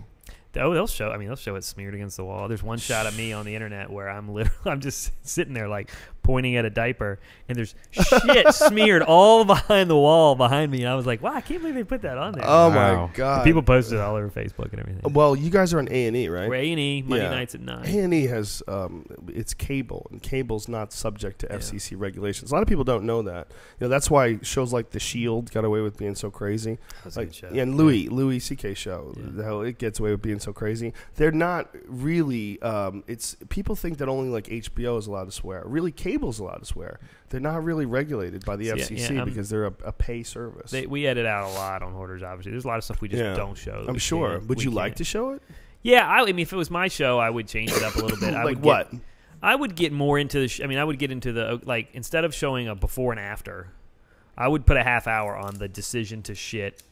In Making the an hour oven. show. Whoa. Yeah, like let's really dig into how bad is your life, and don't sugarcoat that you got raped by your uncle. Like just fucking say it. Like I didn't know how bad physical and sexual abuse is in this country. Like it's rampant still, man. I had no idea. And like let's get into it, and like let's not. I mean, we show That's a what's lot. the cause of all this A Hoarder lot of stuff? time, if you see shit on the wall, they got raped as a kid. I mean, like it's awful. Like now, I walk in the house, I'll be like, "Oh, who raped you? Your uncle or your dad?" Well, I did that one time, and the lady's like, "Oh, it was my uncle. How'd you know?" And I was like, "Oh, fuck, that's real." Like, Wow. I mean, it was a joke almost, a bad joke, but it was a joke. That's and how you it crack was- jokes when you go over people's Yeah, houses. you You know, stare at their smeared when shit. the girl, Who raped you? Yeah, here's the deal. It's never. Boom, boom. You're always taking a leap of faith with a rape joke, but I've found out that That's going to be someone's signature on a message board. Oh God, You're always going to take a leap. I'm always embarrassed when they post that stuff because A&E doesn't listen to the podcast, and so like I'll get someone will post that. You know, they'll Yeah. post. It's always take a leap of faith on a rape joke. Listen, And I'm all they just need to do praying is that listen A&E. to the podcast. How do you deal with that on NBC? I don't give a fuck. You just don't give a shit. I give it That's 100%. I don't give a That's fuck awesome. sauce. That's Yeah, fucking at this awesome. point, I am who I am. You know, if you don't know what you're getting involved with, I'm a good person. I'm a They nice keep guy. paying you. I'm Who not, cares? but I'm Yeah. honest. Well, that's. You I mean, know? I don't hold it back. I'm brutally honest. I am there to help them. I will do it in a different style. Yeah. I mean, I will always. You should be able to say whatever you want, and your message board, on a blog, on a video. They on a- definitely police it a little bit, but they're pretty good Really? with me. They're But pretty these- good to me. Well, your stories are so fascinating, and no one should put any restrictions on you. Yeah. You have the best intentions in mind. Oh, You know, I ended my day. I want to yeah. help you. I want to help someone. Period. But when you hear a guy like you talk about how there was one point in time you're thinking about sucking a dick for money, I mean that's I ain't the first that's guy that important. thought that. Of course okay? you're not. Of course you're not. Yeah. And it's important. Yeah. When someone meets a guy like you and sees you got your Yeah. shit together, that's a good lesson Yeah. for someone to learn. My wife doesn't love that story. I bet she You know. doesn't, man. I But- bet she doesn't. But hey, I mean it's reality. It doesn't make you gay. It means you were a fucking desperado. And I think once you suck a dick, that makes you gay. For sure? Yeah. Yes. One time. I mean, what if a guy sucks your dick? Yeah. You think so? I don't know. There was a guy that came back from I don't know. Iraq. I've had a lot. I've had some women that were pretty awful that sucked my dick. Really? They were like Yeah. manly? Just gross, Just disgusting. disgusting. But they were Yeah. still feminine. They still had double X chromosome. Right? Yeah, but that's it. I That's mean, it? that's all. I mean, technically they were. So you're you know, not I've proud had- of that? You would be No, I'm more fine with it. I proud mean- of that than a guy sucking your dick, or no? I mean, getting your dick sucked is getting your dick sucked. I mean, I I'm don't know not if worried that's really about the case. I'm never worried about the quality of the dick sucking when Really? it's happened. No, I could give a shit. I'm very concerned with the quality. There's nothing worse Not than me. a horrible, You're single, though, horrendous. No, I'm married. Yeah, okay. A horrendous blowjob is a terrible thing. No one should have to suffer I through don't know that that. I ever had it. Well, I did have one bad one. How could you not have one bad one? I had one bad one, and she was like, What kind of life are you living? and she thought it was like, she thought, nah, man, not as good as. If you haven't had one yeah. crazy blow, at least I had one. a I few remember shitty ones. she was like, she thought she was great. Like clearly, people told her she was wonderful, and it was clearly not. What was she And doing She was wrong? like, too much biting and too much teeth. It's too all much about teeth. too much teeth. Yeah. That's all it is. Who likes teeth? Is there a guy Yeah. out there that likes you to bite his No, dick? but the second I feel teeth, Where's it's that game asshole? over. I always say if you're thinking teeth, think finger in the asshole. Yeah, It's easier. fingernail in the Yeah, asshole. Yes. Yeah. yeah. Yeah. When you go to your house, is your house What? now like How do you- I super? don't Trust get it. me on that. Yeah. Say that again. Don't if you're out there and you're gonna suck some guy's dick, talking to the ladies, Right, you- ladies. Don't bite it. Don't bite it. Just play with his asshole instead. Play with his asshole instead. Oh, You'll be this much very be uncomfortable. much happier. Fingernails. I'm not in asking asshole? you to do Is that. what I'm you're saying I'm giving advice to the ladies. That's what you like. Yes, that's what I like. If you're ladies. giving me a blowjob, which you're not, Touch 'cause his my wife would butthole, kill you. please. Touch my butthole. Touch his Wow. butthole. There you This go. is amazing. Now you know. Now you know. Homeboy's honest. So when you go to your A&E right now, the fucking They're like, you're out. You're done. switchboards are lighting up. Ding, ding, ding, ding. Do you know that Mac Paxton, he's asking people to play with his butthole? Do you know that? He represents your network. Do you know that? Hey, I bet you 18 to 24 would prefer that. 18 to 24? Yeah, the age demographic. Is that the good age demographic? Apparently, I that's thought what it's it is 18 to for 49 is where 49, the money yeah. is, I right? don't- It's male, 18 to 49. They spend the most money. You know who spends the most money? Gay dudes. Most of them don't have kids. Dinks. Dinks do? Dual income, no kids. That's what we call them. That's what you call them? Dinks. Yeah, dual income, no kids. Ton of money, man. In marketing, that's what we call them. Are you allowed to be... That's not a derogatory mark. do That's gay a f- fact. Do gay guys feel uncomfortable about that? Dink They sounds don't care. like... Gay guys don't care. it sounds about us. like They're twink. having a good time. Gay Sounds guys could dink give a and twink. shit about the rest of the world. Gay guys are happy. They're enjoying their life. They don't care about what anybody else thinks. That's a big generalization. I bet It there's a is. lot of gay guys with a gun in their mouth right now that Yeah. disagree with you. I actually have a lot of buddies that are gay, and they don't have time to think about They're us. just out sucking dick. And Yeah, they're having fucking a party. nailing it all day. when you go to your house, is your house like spotless? Like, do you own like Yeah. a Every- spoon that's in a glass case and like Everybody asks hand that. sanitizers on every wall. right? We were my wife and I were extremely just anal retentive, and then we have a 2-year-old and a 5-month-old, and I mean you can't control that. They just take over your house. I mean Lego. I mean I try to teach my kid to put the Legos in the right place and the books in the right place, and I had developed this whole system. It's bullshit. I mean 2-year-old is a 2-year-old. He doesn't care. So I've just had to accept, like, I'm gonna have kids and a messy house. It is what it is. How do people who have kids become crazy germaphobes? How is that even possible? Protecting. I don't When get you it, man. you have I don't kids, know. like Howie Mandel is a very nice guy. Yeah. Always liked Howie. I used to see him a lot in L.A. I'd always see him at a restaurant with John Mendoza. There's one restaurant they frequent at. Super nice guy. Like, couldn't be a nicer guy. But, you know, he's got that He's crazy, got serious OCD, man. crazy thing Serious about OCD. cleaning his He hands. can't even and give not you a fist bump, man. He stopped giving fist bumps? He doesn't do them anymore. He can't do them. I have Wow. a buddy that Wow. met him, and they said he did the elbow. Oh, my and- or God. he'll He gives an he's elbow. just like, He used to give fist bumps. Mhm. He's can't shake a hand to save his life. No, he won't shake a hand. Mm. Well, my friend was looking at his house. Went to his house is for sale. And Great house. It's perfectly clean. yeah, and Yeah, he right. didn't know that it was Howie Mandel's house. He didn't know. They didn't have any like family pictures on the wall. He Till he saw opened that up big- a that big closet. No. Then he figured it out. No, that was like a glove that he would put Yeah, over the his big glove he face. put over his It face. wasn't big though. It looked like a It was a chicken- yeah. balloon. He Yeah. would blow it up with He'd his blow it like a nose chicken air. back, yeah. You remember? Yeah. Well, he went into his closet and it was filled with hand sanitizers, like a Mm. whole closet.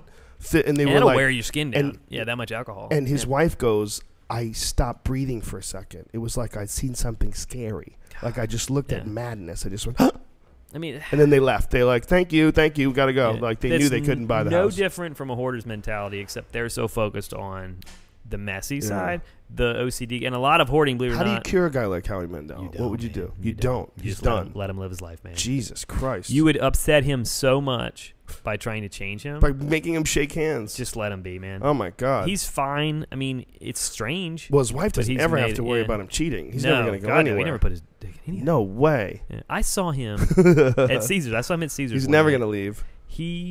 I mean, he worked a crowd like you wouldn't. He could always pull people from the whole audience, Hmm. and he'd get these callbacks from an hour ago. Yeah. You know, and he was just so. Oh, he's and- hilarious. God, he was good, man. Dude, I was a saw- kid. I mean, I was yeah. 24 when I saw this. I was blown away by him. I saw Howie Mandel. I've seen him a bunch of his different specials, but I had one that I was passing around to a bunch of my friends when I was like, I guess I was probably like 19 or 20. I don't think I'd even started comedy yet. And Howie Mandel was hilarious. It was really funny. How did you make that decision? I'm going to do comedy. Like what? I got talked into it. I had a bunch of friends that I used to do martial arts with, and I'd make them laugh in the locker room, stuff like that. And then You were always funny. Not really. I just would see funny shit. Like most of the time, I wasn't funny, but then when I would see something funny, it would be pretty funny. You know, I just, you know, I had it, when you're the type of person who's sort of anti-bullshit, and you look for bullshit everywhere you go, and when you realize that someone's not calling this bullshit, you almost feel obligated to. You almost feel like you Yeah. gotta, hey, what is this? And a lot of times when you do that, it's funny. The truth is funny. Yeah, and that's what I realized early on. There were certain things that I would say that would get laughs because they were honest, and then I would play on it. You know? I knew you from. Of course, I knew you from Fear Factor, but I knew you from that radio. Was it Talk Radio? News Radio. Which, yeah. by the way, you think back on it, what an amazing cast. That was a great show. Jesus Christ! If there's anything that I've ever been like super lucky at in this life, there's a lot of things, but one of them was News Radio. How old were you? I mean, I was 26, I think. God. It was when it first started. I think it was 25 or 26. Yeah, so maybe 27 at the latest. I knew you but from it was, that. Yeah, it was 1994. God, it was a great show. God, it was a great Dude, show. I had no acting experience other than a couple episodes of this other show that was on Fox. Then all of a sudden, I'm working with Phil Hartman. I remember sitting there at the table read. I mean, you just keep going through. Jesus. Yeah, Maura Tierney was such a good actress. Like, you'd be doing Is she the scenes hot one that with you don't her. ever know her name? Yeah. Yeah. Yeah. She would be doing scenes, and you would forget that you're in a scene. Like, you go, oh, you're acting. Like, whoa. You just like, she was so good at it. She was so good at it. She could just snap it on. She had like this intense acting focus. It was pretty shocking. So I heard I always saw you on that show. Then of course saw you on Fear Factor, then the Man Show, and all of that stuff. And then No, I'm good, dude. I heard you one time randomly on Sirius. I was driving cross country, and I think it was Raw Dog, and it was one of your just bits about an old Texas oil tycoon. Oh, marrying Anna Nicole Smith. Nicole Smith. It was the was funniest. old I school almost shit. pissed myself. There's a couple of bad And it was versions so of that out there. honest, though. But it was Did so. you ever If you record find that on honest. YouTube, no, it's on my CD. If you find it on YouTube, there's a shit version of You it. should Don't do a even watch gold that. version of it. You should No. rewrite it and do Right. it. I This don't even thing know how was it goes this anymore. was live, and you were just fucking going with it, and you were clearly the people in the audience were digging it, and so you just kept going more and more and more. It was a crazy bit. It was a long one. It was a good 20-minute story, and it was the funniest. I mean, I had never laughed so hard like in a thanks, car man. ride, and that one was Put like, that on. holy shit! You got to put that on it. God, No, it's Special. on. It's on my first CD. Oh, it is? No, yeah, if you go to I'm Gonna Be Dead Someday, is my first CD. It's on that one. Wow. And I'm not trying it's to a pump good you up, version of but it. No, the thank you, man. I point of it appreciate was it. is it was the brutal honest because it was funny because it was Yeah. fucking true. Yeah. Well, my It's so point true. was, people were like, "Oh, this poor guy, he's old and he's rich, and she's going to take him for his money." And my point was like, "Don't you think he knows? He's clearly aware. He's You goddamn 90 right he years is. old. He made $1 billion from scratch. Chances Like, are yep. he's a tad crafty. I'm dying with double And D's in my yeah, face, and so I'm he fine just- with it. He was just having to do all this crazy shit to him before he died. It was fun. It was a fun bit. you just. That was a Mitzi Shore hater bit. Mitzi Shore hated that bit. Mitzi Shore used to tell me, "Stop doing that." That was the funniest thing. I mean, Yeah, oh. Mitzi Shore used to hate dudes. When I used to do jokes about old She's the men, girl from- creepy old men. She's a woman who owned the Comedy Store. Okay. She would never. Oh, let me- Pauly Shore's mom. Yeah, yeah, she yeah. Tell me never to do those jokes. Stop doing that. There's that one and a bit about Hugh Hefner. She didn't like that one either. I've found like when I'll go to pitch A&E an idea about a new show or something, Right. and they're always, and like this one guy's like, "That's a horrible idea. Don't ever tell anyone that idea again." Whoa. And that's always the best idea I've found. Like if an executive says it Yeah. sucks, go digital and do it because it'll fucking kill. I had an idea once that I Yeah. pitched over the phone, and the guy actually said, "You're kidding, right? Did you waste my time with this?" And I was like, "Wow, all right. I guess you didn't like my idea." I pitched over the phone. He was like, "I have this idea for a show. It's just a silly idea, but it's a comedy, and it's about these girls that work at a bikini pizza place in the day called Pizza Sluts, and at night they fight crime, and they're super hot chicks that are recruited by the police force and trained to infiltrate into areas where other cops could never get because people would never believe that these hot girls were actually secret These pizza agents. sluts were actually secret agents. Yeah. Why did they have to work at the pizza fucking- place if they had a full-time job, though? Well, because It's they all had part of to their have a cover, It's all bro. part of their cover. And you got to get This a is chance to smart see them in their comedy, man. underwear. This is a smart comedy. And fucking dude was mad at me. This is Chuck. I pitched it, and the dude was mad. This was a long time ago, by the way. And the dude was mad at me. I was like, I think that would be a silly show. Like, you don't think there could be a ton of jokes You in know a show what? like that? You'd get 2 million viewers. Yeah, just too many It was viewers. just completely over the top. Come on, man. Have you ever pitched something just to fuck with somebody? No. Have you? Waste time. Have you? I do sometimes, yeah. Like Really? I had, yeah. I mean, because this is not.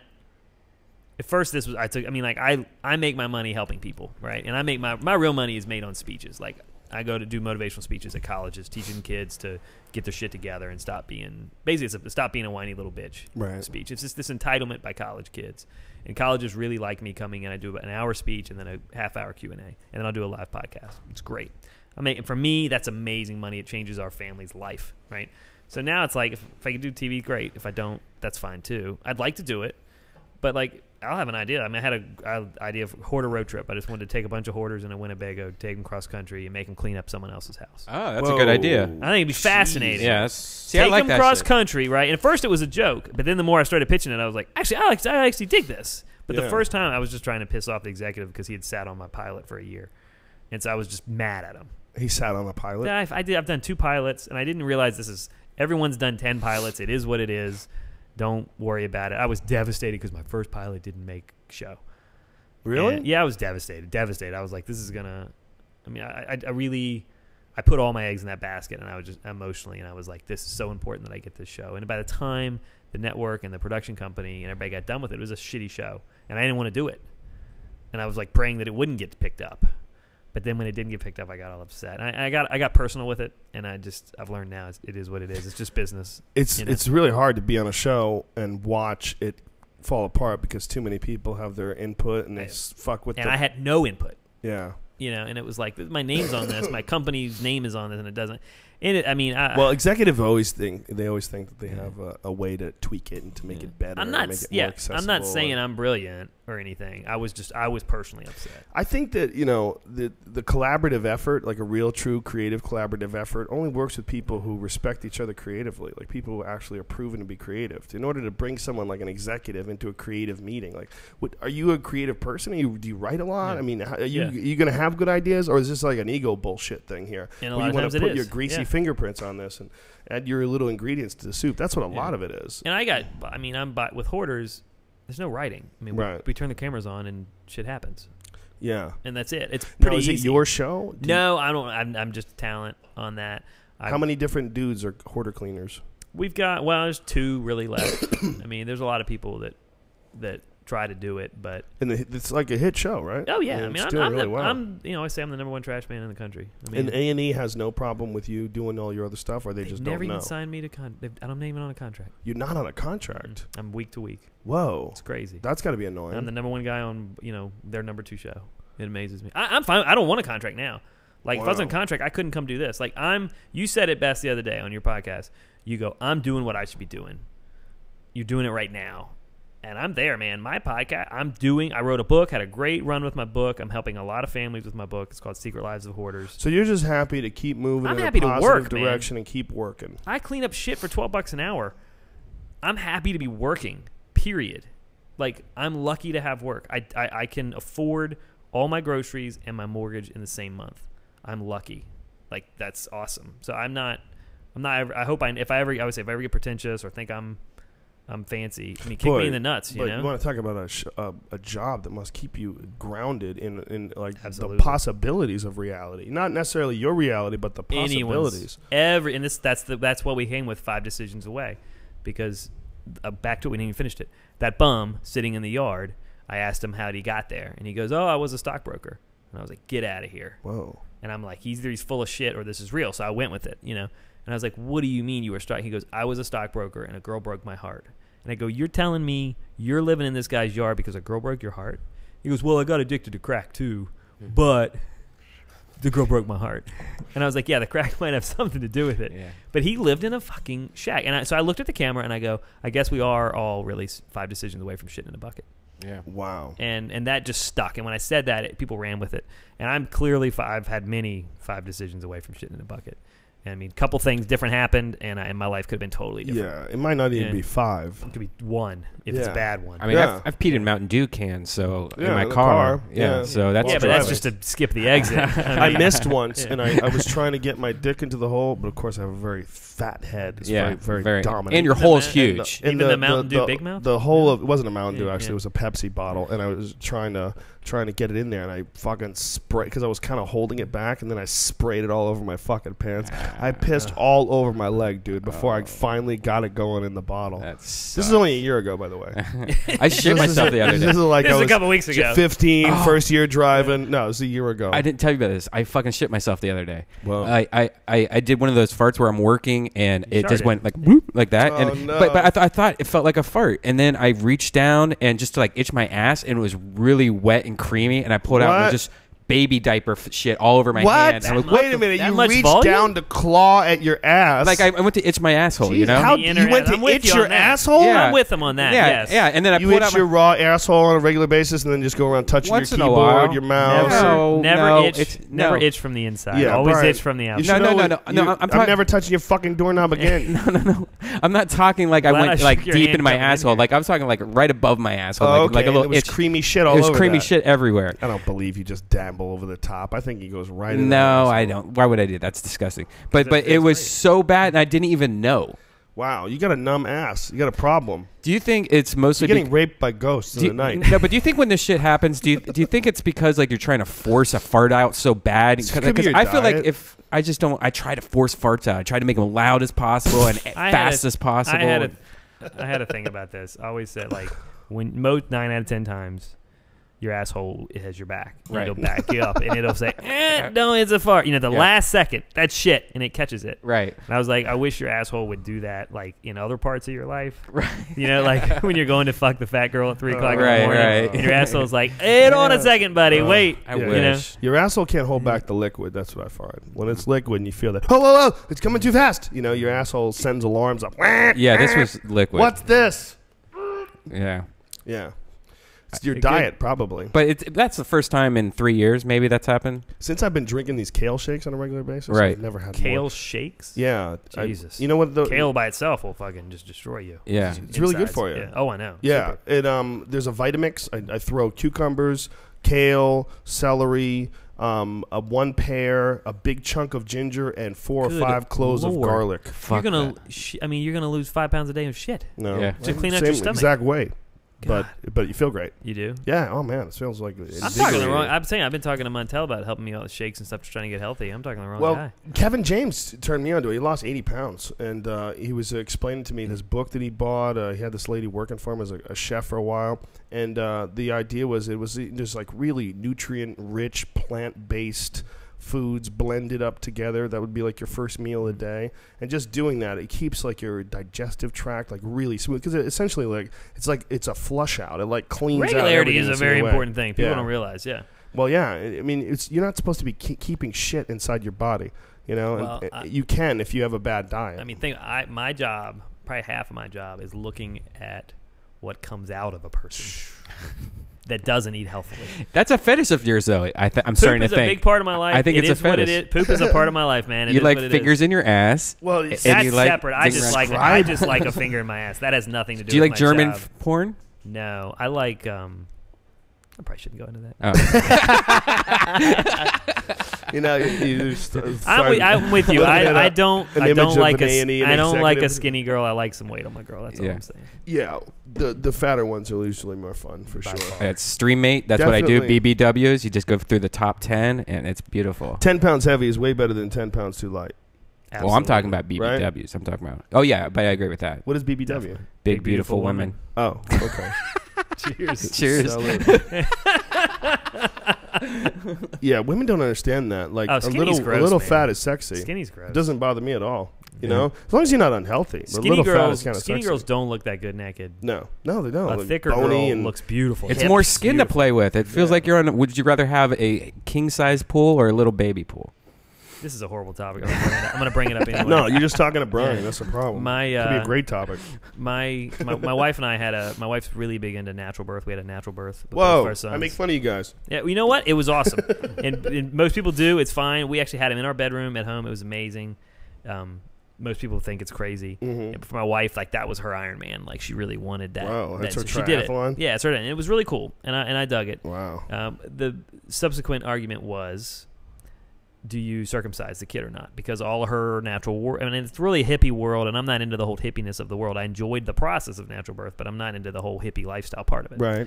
And all of her friends, they didn't circumcise their kids. And I was like, I'm not about to send my kid to gym class in a very a world where everyone gets circumcised. The pink sock. Yeah. I think Yeah. that's changing. It is. I think Apparently, it's 50-50 stupid. now. It's 50-50 I think it's stupid. now. I wouldn't circumcise a kid. If I had a boy, I wouldn't circumcise Well, him. I think apparently, it's stupid. the point of the conversation was the girls, all the wives start arguing. We start talking. 3 of the wives guaranteed, they were like, sex with a dude that is not circumcised is substantially better than a dude that is. And then all these girls were like, oh, that's true. That's true. That's Why? true. Why? I don't know. More skin, apparently. Back to the... Wow. Just like we It's talk about the ladies. substantially better. And they all were like, absolutely. Tubes Like, and it wasn't better for like the they were woman? being nice. For the woman. Wow, I've never even heard that before. Yeah, Now that's feel why I like was so got interested by robbed. it. I was like, wow. I got robbed. My I don't... Even with sliced. Me, yeah. Even if I wasn't circumcised, I don't think it would make a difference with me. But I think it's For some reason. it's a fucking gross tradition, man. Somebody said it helps prevent AIDS. I'm like, what are you keeping AIDS in your foreskin? Like, what's going on? How is that? That hiding doesn't it make in any there. sense to me. That seems to me exposure to AIDS. And For lack us- of exposure is how you prevent AIDS. Not like foreskin chopping off. I will That's say it silly. was purely cosmetic for us. Yeah.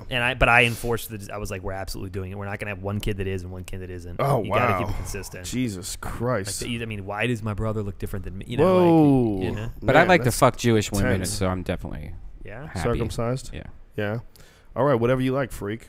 Jewish women I think it's just freak out about that shit. It's a weird fucking tradition that we need to end. It's just you're cutting, and Well, not it's only that, ending. but It's like 50-50 now. people get like really bad infections. It's not completely innocuous. Kids have lost their penises because of circumcisions. It's not. My common. nephew had to go back for a second operation because of that. And they had to Oh, put him under at Jesus the age of a Christ. year or something Oh like that. my He's going to love you God. telling that story. Oh my Yeah. God! Yeah, man. For what? To dress up We his should dick start with some a kind knife? of. We should start some kind of It's a nonprofit. dick. It's not a jack-o'-lantern. All right, you don't have to chop parts off of it to make it look better. Save That's the- stupid. Save the penis. You should Not save the profit. penis in a jar and wear it as a I necklace. mean, as what an kind adult. of tests have actually been done that show that there's some sort of a health benefit to circumcision? Have there been any? There has to be. It's probably a It's medical. a it's it's like sure a it's a a medical. Christian school probably did the research. Really? You I'm just sure making it's a. shit- I'm sure it's a medical. There's a. I mean, it costs $4,000. I'll tell you that. That's how much you got to pay. Yep. You didn't have like an old Jewish dude suck the blood off of it afterwards. We did you? not have a breast. No. Isn't that amazing that they actually still do it that way? Some Do they really places, do that? yeah, a guy will suck the blood off, and and he was explaining it on a YouTube video, and it was like a serious, what is the word? Orthodox Jew. Yeah. And he was saying that it's an ancient tradition because the blood actually coagulates better because of the saliva. It stops the bleeding quicker. I just spit on that penis. Yeah, whatever, man. Jesus You know what? Christ. That's where I go back to. I wouldn't have that on my kid, but if that's your thing, that's your thing. I support you. Right. Decrease in here's one of the problems, one of the benefits. Decrease in physical problems involving a tight foreskin. Yeah, that means because you got no foreskin, you fuck. That's the dumbest benefit I've ever had, and that's the first benefit they listed. The benefit a decrease in physical problems involving a tight foreskin. Well, you know Well, how yeah, a lot 'cause of you get kids rid are of it. running around complaining about tight foreskins. It's a real definitely more. problem. Isn't it more susceptible to disease because there's more? It's like you're having an extra belly button on your dick. Well, I would. Yeah, I don't know. I mean, That shit's got to get dirtier. You mean when it's There is. when it's I know over there's dick there? lint. When There it's- is dick you have lint. to There is clean dick it. lint? Yeah, there is Yeah. dick lint. I've been told. What's I it don't- You have taste to like? clean it. Well, I think it's also like moist. I think that the head of the penis underneath the foreskin is moist and much more sensitive. When you circumcise it, it dries out. It's like half numb. It's got to be moldy. I mean, They think gotta every be more time- disease. Lower incidence of inflammation of the head of the penis. Whatever. Reduced urinary tract infections. Okay, that kind of makes sense. Clean your dirty dick. That could fix all that. Fewer problems with erections, especially at puberty. Huh. Why is there a problem with an erection? Why? Yeah, that does that mean? I've never at been a problem in puberty? my life. Fewer problems because it looks with so erections. creepy. What does that mean by problems? You know what that means? That means he's getting erections all the time. That's a because good thing. I've heard Yeah. that happens to people that are circumcised. Like when you pull the skin back, like they get excited like really easily. Yeah. Apparently, it doesn't have. It's much more sensitive. Dude, Yeah. if the wind blows, Isn't that I funny get though? excited. That's Yeah. listed as a benefit. That's not. Fewer problems with erections, especially at puberty. When you write especially at puberty, I'm assuming you don't want kids to fuck at 13. So I'm thinking you're saying these are unwanted Yeah. erections. So you know, some which old is dude wrote fascinating. this. Some old woman or old dude wrote But this. so they're saying we've made your penis feel less good, so you don't have as many problems with it feeling good. Well, back to my point. These women were saying apparently it feels better. Decrease in certain sexually transmitted diseases. such as HIV, HPV, genital herpes, syphilis, and other microorganisms in men and their partners. A decrease. Okay. What? I don't know. Yeah. Why is that? Is that There's real? more skin. How do you know? There's more. You just There's more shit. judge to it have on holes and people- scrapes on. Yeah. Almost complete elimination of invasive penile cancer. Oh, that's a good reason. Invasive penile cancer? What's The that? internal, it sounds like? I don't know. Invasive. I think it's just bad.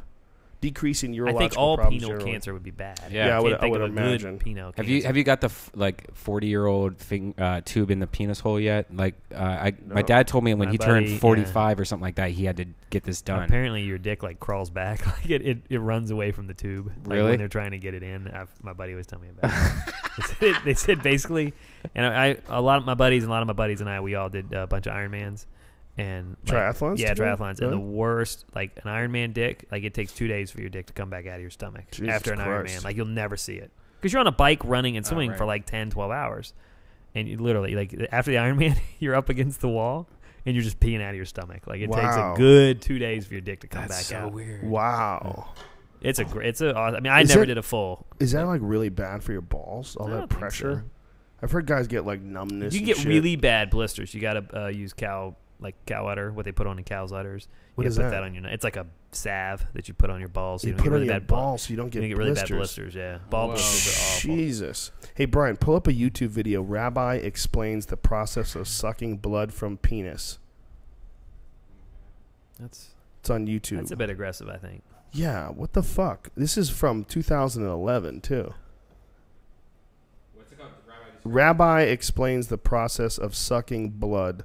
Just look for that on YouTube, and you'll find it. From penis, if you want to put from the penis.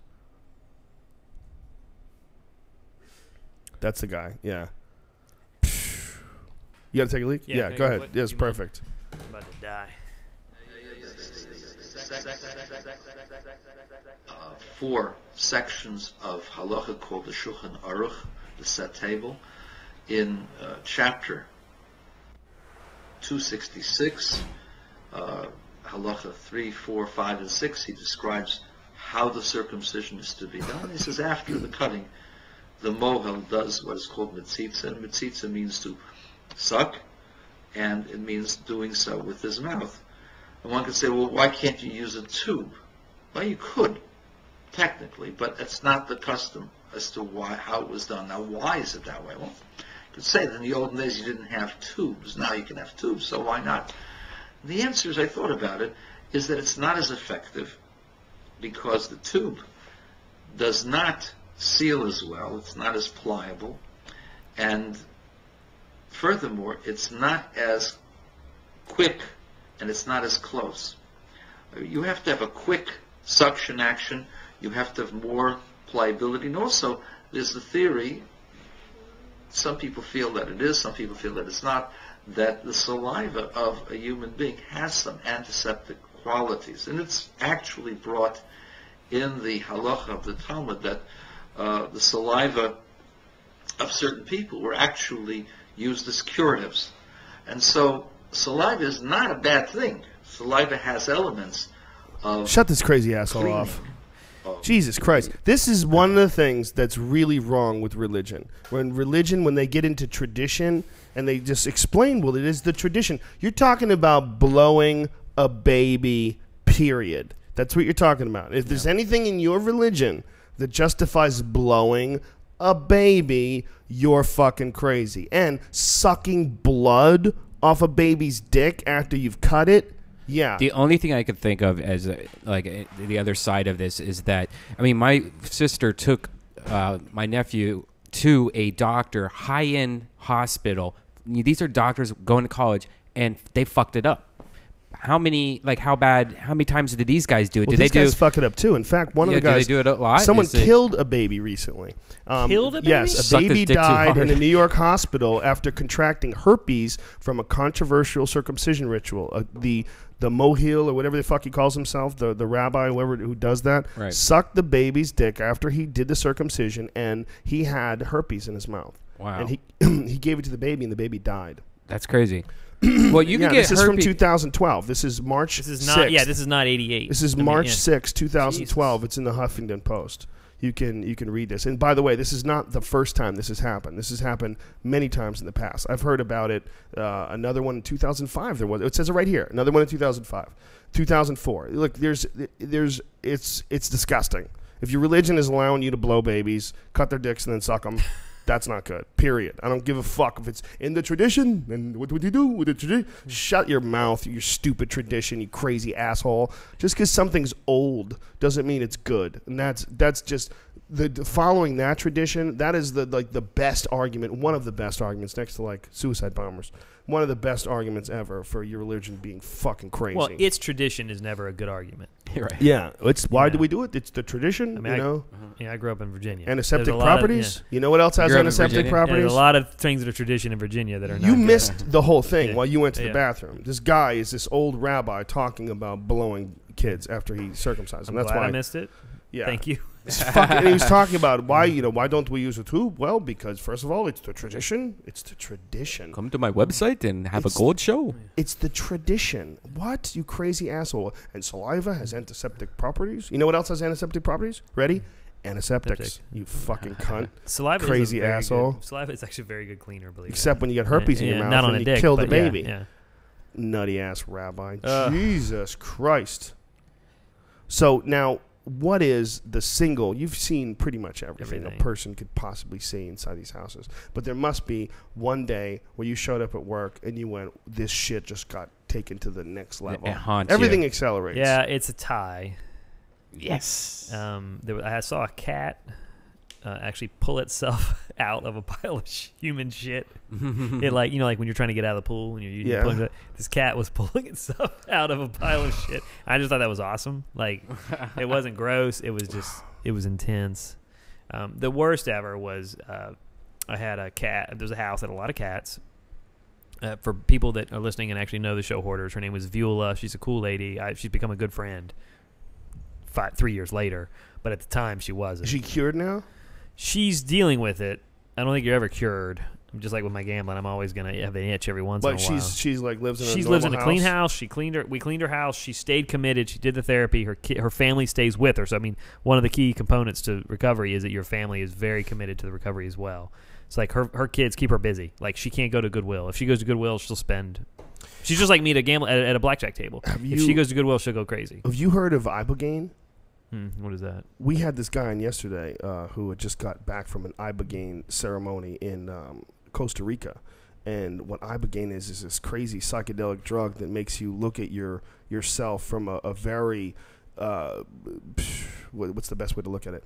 A very critical, highly critical, honest view of your life from outside of your emotions and your ego, and it's apparently this very informative psychedelic experience. You can actually ask it questions. The whole experience takes like 24 hours, but it has a really high success rate on curing people with all sorts of diseases, especially addictions, gambling addictions, drug addictions. People that are hooked on opiates have a huge rate of success. Yeah, I mean, that's a different level. I mean, I don't ever want to act like I'm this badass that overcame this massive thing. Oh, you for sure did, dude. You just did it with your own will and your personality. Yeah. That's what I'm saying. What I'm saying is, have you? I wonder, like a really good show would be combining. We're open to anything, man. Yeah. This is the cool thing is this is a new disease. It's not like alcoholism where there's this like set specific way. This is what you must do to overcome it. How long has it been around for? Well, it's been around since, hunter and gathering. I mean, it's been around since the day one. But it's just, our show just blew the doors off it, and people are just accepting the fact that their Aunt Gladys is actually a hoarder. She's not just crazy. Like, we're just really still, it's actually just getting, it's now just getting classified. Man, this was my second hoard. This was a great guy. I got sprayed by a skunk in this house. Oh my god! I thought it was a cat, and I went to pick it up, and it was a skunk. There was a skunk in the house. in the garage.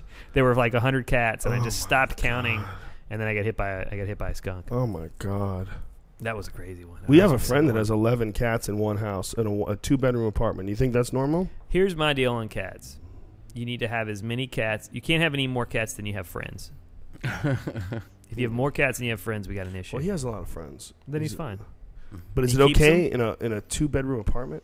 To me, that's a bit much, honestly. But if he's cool with it, he's cool. I mean, if it doesn't mess up your life, the cross line for me is when your hoard, whatever that hoard is, whatever you're collecting or keeping, when it crosses over and it becomes more important than your friends and your family and your job, then you got a problem. Right. It could be. I mean, I had a lot of friends in the Ironman world that I think they have issues, man. Like they're so addicted to the race and to the fitness level that it's affecting the rest of their life. They don't have normal relationships with anyone else in their life. Like they're so focused on the triathlon that I think it's too much. I think you could see that in it to be successful. Yeah, with those that's a things. tough one. I mean, yeah. The amount of training those guys have to go through. Yeah, but must you be don't have to insane. win. You could be like 100th. You still finished a fucking Ironman. What kind of pussy like, talk who cares? is that? I'm not. That's I don't. not what they think if they want to win, though. What if they're close? They a lot of mark. I don't give a shit about winning. I'm a finisher guy. Like I'm the guy. Like I used to hate the old guys that played golf that were like, I'm just happy to be outside. I'm totally that guy now. I'm just happy to be outside. Well, and it's a good day. There's fine a with it. lure of success, especially success. Well, in I have games. success in other parts of my life. I don't need that success. Right. I get. I mean, I keep saying it every day. I get 50 emails of people that I've helped. They've either seen the show or read my book or listened to a podcast. So I start the morning by 9 a.m.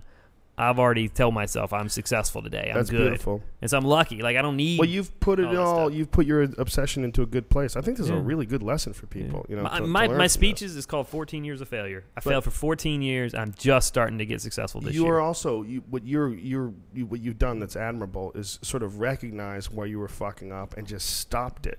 You know, that's really difficult for a lot of people to do, to even wrap their head around it, especially without going through like some really extensive therapy. I'm old school, man. If you stop lying to yourself, it gets a lot easier. Right. I lied to myself for But a lot of year people after don't figure year. that out. Yeah, I'm telling you right now, people listening, stop lying to yourself. I mean, I'm saying you Yeah. did. You figured that Yeah. out. A lot of people. Well, a guy beating the fuck out of you.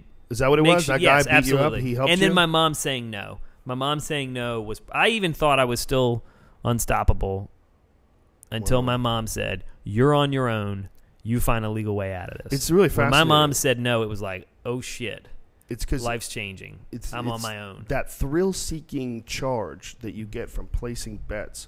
You know, it's really just sort of a desire to be successful. You're trying to win. I think it's You're not always trying to a gamble. desire. You're trying to win. It has nothing to do with Yeah. gambling. Hoarding has nothing to do with stuff. Right. It's about that desire. It's about that self-worth. It's about that giving yourself.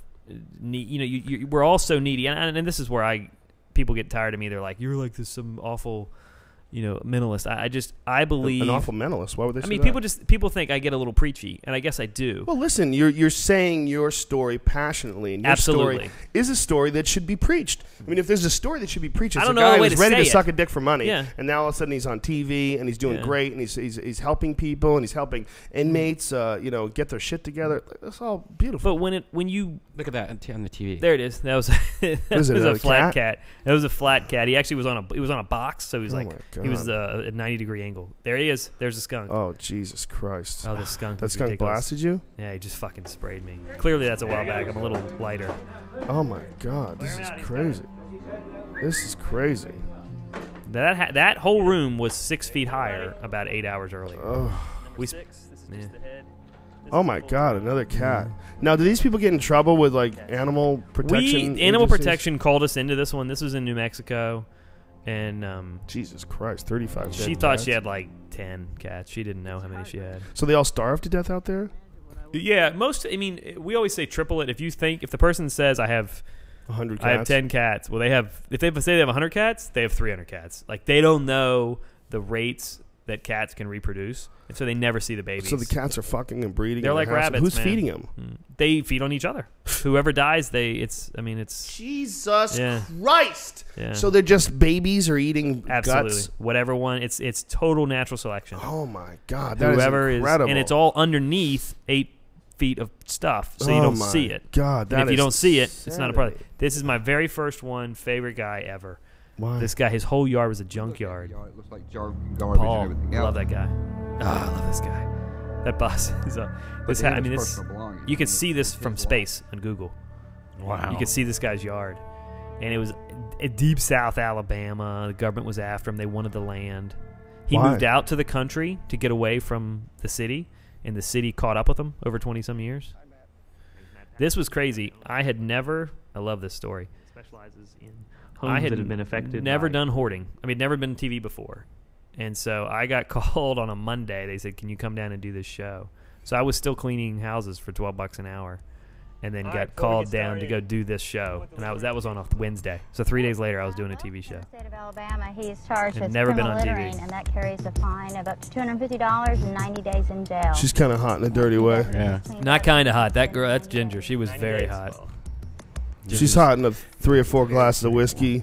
Ginger was her name. Country she has red music's hair. playing. Let's get crazy. She's got cowboy boots on hot. Yeah. Oh, Yeah, I like you know what I'm it. saying? We need to clean it at least to She's the a cool bone. girl, actually. Yeah, That house, man, we took out cool thing that we took out. I think we took out like 100 and some cars.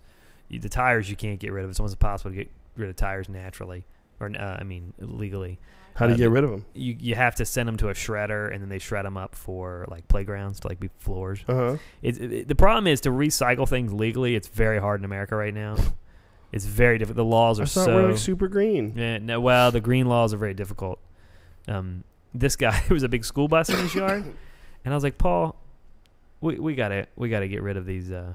We gotta get rid of this bus, man. Like, what are we gonna do? It was filled with copper, so it was probably 10 grand worth of copper. Wow. And the metal is very valuable, especially in the South. And so this guy had, that bus right there.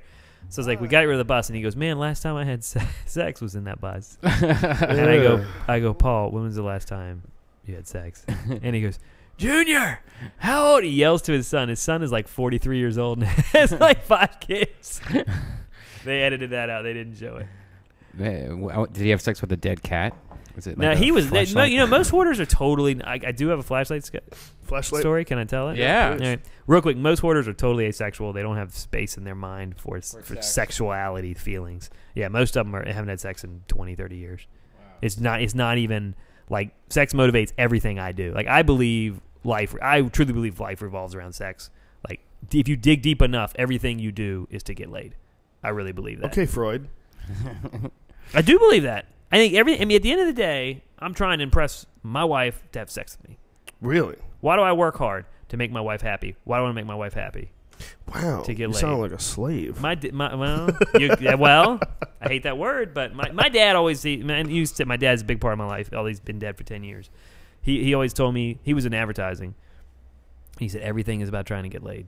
He said that's all advertising is. You just got to find out how to get laid. I think that's certainly a desire, but that's just because we have a constant need to reproduce, so we're always horny. But I don't think it's about reproduction. A lot of other interesting shit out there. I'm just horny. I don't You're think it's just about horny. reproduction. I don't think it goes that deep. No Wow. pun intended. Well, that's for you, buddy. I think I'm saying I'm sure there's other people that don't believe that. Well, no, there's a lot of other experiences in life that are pretty fucking fascinating besides just getting laid. I don't know. Back to Butthole in the beginning, ass, Joe. Don't knock But it. back to the beginning, you got to allow yourself to go to that next level. Because a lot of people stop at I'm just going to make my wife happy and get laid.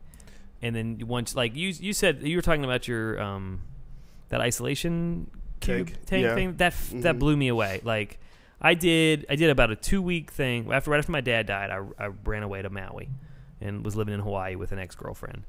And that was when I started. Okay, my mind became open to life, and I was like, I'm just Post gambling, or I was trying to figure it out, but I was. so you hadn't hit rock bottom yet? No. Well, I had hit it. Had you gotten beat up yet? Yeah, it was about 5 Okay. months after that, and my dad died right after that. So, of Okay. course, that has something to do with it.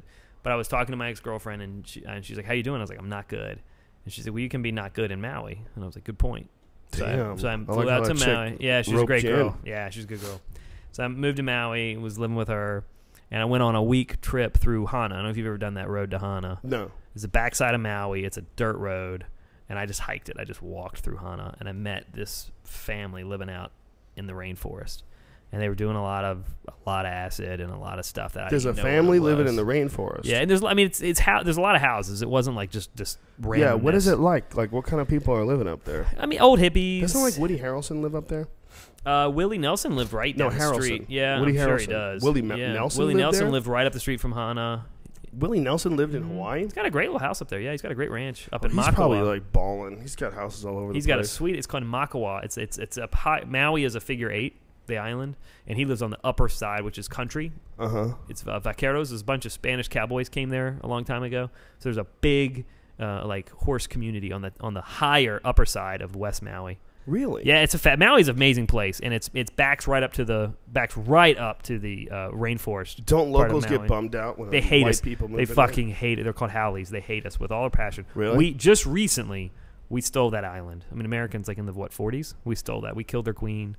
We killed their queen. Absolutely. The Dole Fruit Company and the Americans killed their queen to get a place to land airplanes. Really? They hate white people so passionately. Well, they're always nice. We at the stole resorts. their fucking yeah, but not you get 10 minutes off resort. Well, I've They been off fucking resort hate us. before too. I've met a lot of friendly people in Howleys. Hawaii. But you get a pass in a lot. I think you're a likable guy and you're an honest guy. You get a pass. Yeah, and they like BJ Yeah. Penn. They know I'm a BJ he's a Penn big dude, fan. Yeah, he's a Did you Hawaiian notice when that UFC fighter. when that whole tsunami came in, Mhm. he had the BJ Penn cam on top of it. So Yeah. Yeah, CNN, he everybody streamed from his phone. everybody was CNN. Everybody was doing the BJ Penn. Yeah, we were Yeah. just told this Cam. by Brad. It was crazy. Yeah. Ustream. Yeah, Brad Huxtable. Do you know from the guy? I Houston. wanted to ask your opinion. I'm not a huge MMA guy. I do enjoy watching it when my wife's not around. What about when she's around? You try to make her happy? She does whatever she wants. Constantly? Yeah, We we give watch you Bravo. flowers. We watch Bravo. Watch Bravo together. Yeah, Mhm. it is what it is. I gotta survive. It is what it is. I love my wife, and she runs our life. Wow. That Uriah Faber guy. Yeah. I used to watch him when he was a lot smaller. No, he's smaller now than he's ever been. How really? He Yeah. looks so much bigger. No, he started off his career. He fought a few fights. I think he fought at 55. Then he dropped down to 45. Won the title. Lost the title at 45 to Mike Brown. Lost an attempt at it again to Brown. Then lost again to Jose Aldo. So dropped down to 35. And now he is coaching. He's 135. Yeah, well, he doesn't weigh 135. Yeah. He cuts Fights down at to it, yeah. 135. So what do they weigh? No, he What doesn't do they- really fight at it either. He just it's really stupid. They weigh in at it. I mean, I shouldn't say it's So stupid that 1 because it is an second in that aspect of day, sport. they weigh 135. For it's usually for Yeah. an hour or two. Okay. They So what do they really dehydrate weigh? themselves. Like 150 something? He probably weighs close to 150 something, when he gets into the I mean, octagon, 20 pounds of water. I mean, Yeah. I wouldn't say it'd be that much because that seems like that would wear him down, because as you, pounds mean more of a percentage of body weight when you get to a smaller person. You don't think like a big wrestler can cut 20 pounds, no Yeah. problem. But, he's walking around 220 pounds. He's cutting 20 pounds of water. That's easy to He drop the makes weight, 205. There's a big difference between that and a guy who's 150 cutting down to 130. There's a That's a percentage. I mean, yeah, it's, the percentage of body weight is massive for 20 pounds at that weight. But people do some really dangerous shit. We've had guys black out. It's real tricky.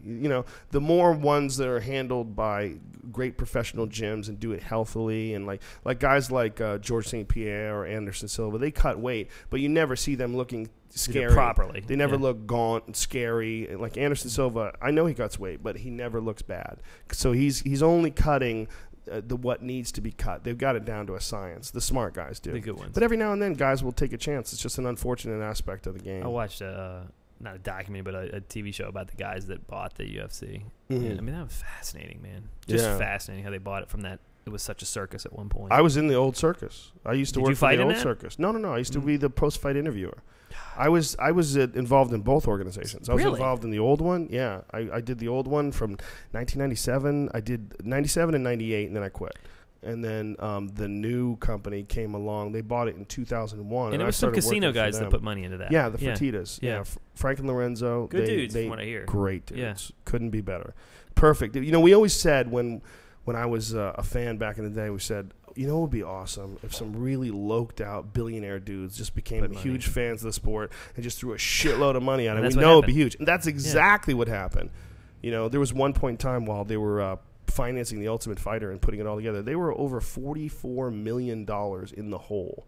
$44 million. That, Yeah. I mean, from a business In the perspective, red. that is unreal. Yeah, that's like craziness. You have to make That show 80 gets million. phenomenal ratings. It man. does now. It does Yeah. well now. Now it's live, actually. Now the Ultimate Fighter is live on FX, so you get to watch the fights as they happen. As they happen. Yeah, which is pretty badass. It's a new thing that they're doing this time. I mean, I'm a great amazed by the show. business side of it. I mean, Yeah. the CEO is obviously a badass. I mean, the more and more I hear him talk, what's his name? I always Dana forget. White? Yeah. Dana White. Well, he Jesus loves Christ, it. he's a He badass. loves the sport He is 100%. a badass. The He more I knows hear how to him- do it correctly. Yeah. He did. I do. Nobody works as hard as that guy. No, I do O&A a bunch, and they just swear by that Yeah. guy. I mean, they're like just blown away by him. Yeah, I do an O&A too. Every time I'm in New York, I love God, those guys. I That's mean, that's the best radio show.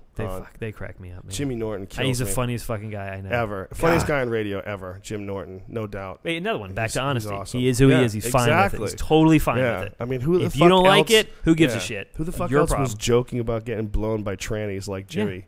You know, I mean, Jimmy brings it up on a And he daily makes you feel like basis. you're a fucking idiot for not getting blown by a tranny. Yeah, it sounds awesome. Sounds delicious. And then he somehow gets on Leno. Yeah. And and I'm like, God, he just blows me away. Yeah, he's amazing, man. So hopefully I'll have a lot of listeners coming in from my guys listening to this one. Give me kind of 5-second pitch. Like when I now watch MMA, I'm blown away by it, man. Like it totally blows me away. Why is it so much better than boxing? Because boxing's boring now. Well, you know what it is? It's not that it's better than boxing. It's just boxing is only one aspect of a real fight, and boxing is very exciting.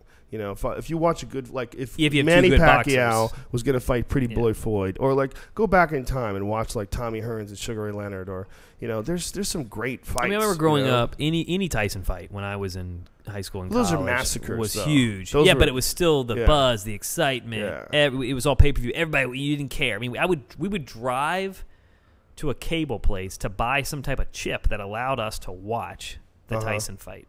And everyone pitch in like $2 to do it.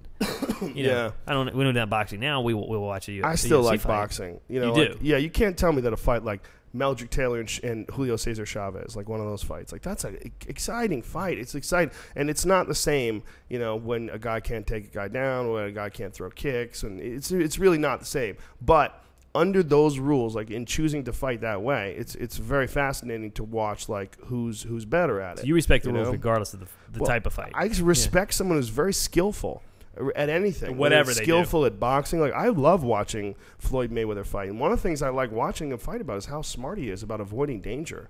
He very rarely gets hit. He's very smart at moving. He's very smart at timing. He's very smart defensively. He keeps his hands in the proper position. He very rarely gets clipped. And when he does get clipped, he recovers very well. He's like real slick about the actual art form of boxing. And when you see like him fight a guy like Sugar Shane Mosley and essentially just shut him down, that's an amazing accomplishment. You got to realize how good Sugar Shane Mosley is, and then you can appreciate what you see Floyd Mayweather do. And a guy like Manny Pacquiao just beats Sugar Shane Mosley senseless. That's an incredible accomplishment. If you know how good Shane is, you see like the Shane Margarito fight when he just chewed Margarito up. Shane Mosley is a beast. So I'm a fan of anybody who's skillful at anything. I'm a fan of people that are skillful gymnasts. I'll watch that. Have you seen? There's a video out here of this dude came out last week of this butcher tearing apart a pig in 2 minutes. Jesus Christ! It's fucking art. It's amazing. This guy in it. I mean, 2 minutes. A whole pig. It's art. It's amazing. Where do you find that? It's on YouTube. Yeah, Brian, just like 2 minutes. Pull that shit up. 2 minute. But it's. Like, I was like, holy crap, I want to be a butcher. Like, I watched this thing, I was like, man, this is beautiful. Like, It's like, for me, I'm the same way. I just enjoy if you're good at something and you're totally passionate about it, awesome. I don't care what it is. I never thought I would be into watching shows on cooking until I started watching Anthony Top Chef is show. awesome, man. Anthony Bourdain is amazing. I've never seen that. Has he ever come in here? Yeah, we had. I think Anthony he's Bourdain fascinating. on. Yeah, he was awesome. He's a great dude too. Is this the guy going to do it? All right, he's going to shoot. This guy's going to watch this guy do this whole pig in 2 minutes. There goes the head. Oh, wow, it's so ruthless. It's really crazy when you see it like sectioned up like that. It doesn't look like an animal anymore. Once it starts getting sectioned, it just becomes like meat. I heard him interviewed about it the other day, and he goes, I really love the art of butchering, and I just wanted people to see it. I really love the art of butchering. Jesus Christ. I never thought about it that way. Oh. And like you don't realize, these knives, you would take your leg off like that. Oh, yeah. I mean, he's cutting right through meat and bone with this thing. And bone. Yeah, that's the same as your leg. Oh, Jesus, he's got a saw. It's unreal, man. Holy fuck. Yeah, how many people are completely removed from this aspect of eating meat? You go to a that's why he restaurant, did it. He said he wanted people to respect what they eat, and he wanted people to see that they're only eating good things. It's really amazing what we've done in society by creating cities and having supermarkets. We've completely taken the gathering and hunting out of our lifestyle. My grandparents lived in a tiny little town way north of Denver, but up in the middle of nowhere, and they would only they would hunt it or grow it, and that was it. I bet they were healthy as fuck. Yeah, they lived to like what, 85?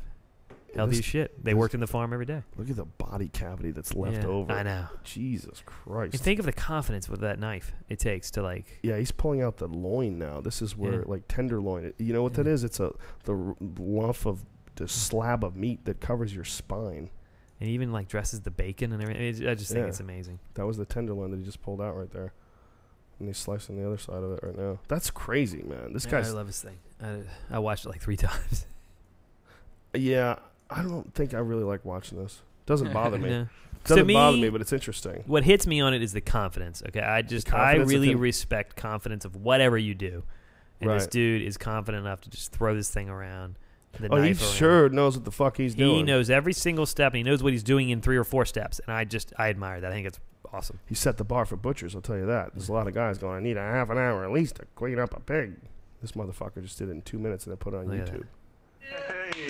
Wow. I think that is so fucking cool. All right. Now he probably went to school for 5 years for that, or Oh, really? practiced. I think he went to school for a year and then practiced for 5 or 10 years to do that. Wow. And this is so random, but I just think shit like that is just Yeah, fascinating. well, I think we're all attracted to people that are really passionate about what they do and really excellent at what they do. It's because you tune into that and you go, wow, that kind of translates into anything you wanted to. This guy who's great at being a guitarist, could be great at being a butcher, or could be great at being a chef. He could be great, if he had Yeah. that sort of same focus at that. You watch a guy who's great at carpentry or great at anything. It's there's something that it elevates us to watch other people be really good at stuff. Well, don't you do that? Sure. You're. Oh, yeah. Did you ever fight or not? I did when I was young. Yeah, did? I did a lot of Taekwondo tournaments and I did some kickboxing, but it was before the UFC was around. And then by the time the UFC was around, I was already on TV and I was just trying to make it out here. And I was trying to be a stand-up comedian, and it never even existed. But I had to learn jiu-jitsu. I had to, because all my life I had been involved in striking. That's all I'd ever done. And the UFC just made me realize, like, wow, like there's some shit you need to learn. I need to learn submissions. You had to commit. Even to both fighting and to comedy. How many? You guys said you spent 10 years on comedy? I wasn't qualified to do anything else, man. No, I'm saying comedy. Yeah, but comedy. I could have done martial arts, could have taught martial arts, but like regular jobs, I had sort of, but in chasing martial arts and in becoming completely obsessed and focusing 100% of all my energy and efforts on one thing, I had basically completely neglected my schoolwork, completely neglected some idea of a safety net. I didn't have a safety net. I wasn't even thinking about the potential for failing in life. I wasn't thinking about it. I was just trying to get excellent at martial arts. And then when I realized that I was going to have a different sort of a job and I was going to have a different career, there was a moment where I was like, what am I going to do next? And then I found comedy, and it was like really quick. It was like, boom, this is it. Well, that was my moment when I realized, and this was after the rock bottom. I had a lot of, I thought about killing myself. I was very depressed. How are we going to do it? I thought about a gun. I drove towards Walmart and I was to buy a gun. Really? And I was like, what the fuck am I doing? You got that close. No, I don't want to act like I bought a gun. I did. But you thought about it. I thought about it because I really got to the point. It was like when I was going to call this wedding off, I was like, it would just be better if I'm gone and no one gets hurt. And I was like, but So then you're they'll just going to know. kill yourself because you didn't want to get married? I Holy didn't, shit. I didn't want to upset her, and I didn't want to upset my mom. Wow. And I got to the point where I was like, but then immediately it was like, what the fuck are you thinking? Like that's crazy, right? Right. But there was a point where I got so rock bottom, I was like, okay, there's something here. Like this has got to be good. There's got to be good in this somewhere. And so I always when I have an audience as large as I'm gonna have here, I just want to make sure you guys, like, if you're listening and you're down as shit, man, there's something good that's gonna come out of this. It can. My dad dying ended up being the best thing that ever happened to me. Wow. Clearly, I got my shit together. My brother got his shit together. All of his friends got sober. Everybody got their shit together. My dad did more by dying than he did by living. And my dad would love that. I say that all the time. My dad would love that I'm saying this out loud to an audience this big. He motivated me and a lot of other people to get their shit together. So for me, like, that moment, and I don't want to say it was an aha moment, but like when I realized, like, okay, wait a minute, I've gone really deep. Now if I just embrace it and stop hiding it and not telling people about it, like, I should just totally tell everyone about it. Right. And I'll do more with it. And that was after when I realized my dad, like, we were trying to make this funeral that was like all like perfect and awesome, and it was fake. And then we were just like, fuck it, we're just gonna stand up and tell the real story. Right. And people celebrated the real story. Funerals and it was an are awesome brutal, thing. Man. I think they can be awesome. I don't like them. I think they can be awesome. We had about 500 people that stood up and drank beers or drank little shots of Dewar's, and they told stories about my dad. Well, that's great. It was awesome. It was a if you can get celebration. a good group of people around and pull that off. It was a celebration The last of time I who was he at a really funeral- was. Yeah. The last time I was at a funeral was brutal. Just family members crying and everybody's depressed and whoa. What was your fleshlight story going back to that? Oh, Oh, fleshlight, yeah. back around, comes back around. we did a very early on. A&E's asked me not to tell this story anymore. So Why? let me definitely say it's not an A&E house. It's a house I did privately.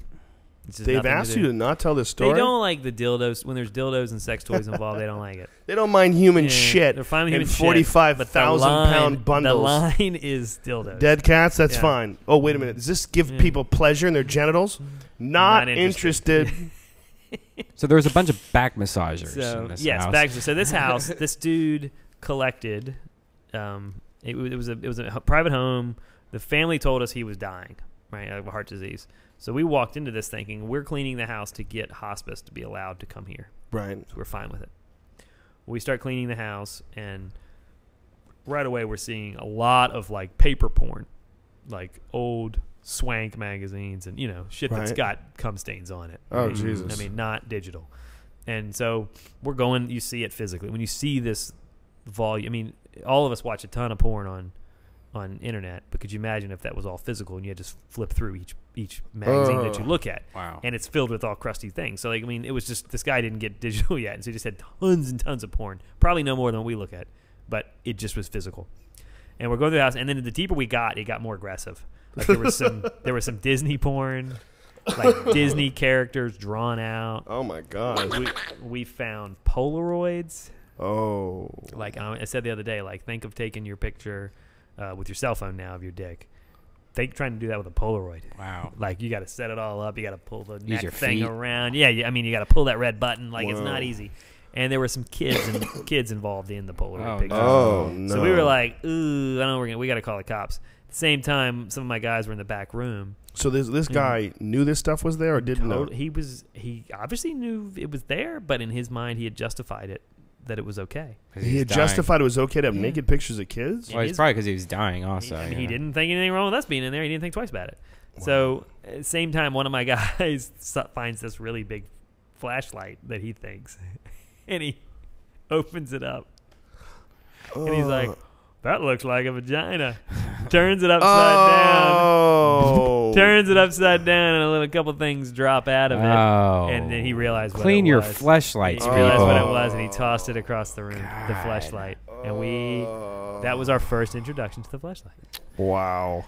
From some crazy hoarder that's saving his sperm in it. Oh. Sperm You know what, though? hoarder. That you guy know go to what, jail? though, dude? It probably, I hate to say it, we always say, it probably saved him from going out and doing something crazy, man. Yeah. Yeah, maybe. That's awful to Hopefully. say it, but he ended up going to jail. We had to call the cops. Yeah. He And went to jail for child porn? He did, yeah, for Yeah. 3. We got 3 years. And then when he got out. That's all you get? Yeah, that's it. And he got out, and he, all the guys on my crew have served longer time for, like, selling weed. And that dude was molesting boys and got 3 years. Jesus. Gets out. Right. Gets out, and he calls us to clean the house again. Are you Again. serious? Why? And I was like, the house was messy, and he filled it up again in a year. And Oh he's my like, hey, I think you guys might have cleaned my house before. And I was like, Yeah, dude, you're you the should child still be in molester? jail, man. What the fuck are you doing out? Do child molesters cut their fleshlights in half? Oh, shit. Did he give up on child molesting? I don't know. We told him to fuck off. Like, we were just not interested. Yeah, I mean, wow. we just couldn't believe that he called us back and was like, hey, can That's you help me? creepy as fuck, man. We The get some fact weird that- stuff, man. And again, it comes back to it.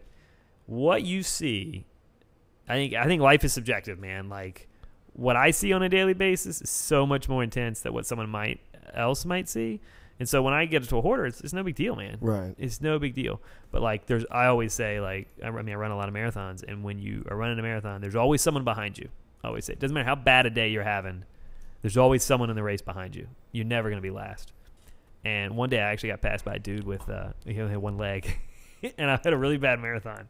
And about mile 18, where you hit the wall, I was like, I'm fucking dying. I had my head down, and I looked up, and this dude with one leg just fucking hops by me. Oh. You know? Wow. And I was like, was he only on one leg? no, he did has have like an an leg? artificial leg, but he's only had one leg, and he kicked my ass. He beat me by about 10 minutes. How much of his Wow. leg was missing? The whole leg? Oh, I mean, it was way above thigh, so that hurts. I mean, the Wow. pain about it is apparently amazing. It's not knee; it was way above the knee so he's and- running in pain. the whole time.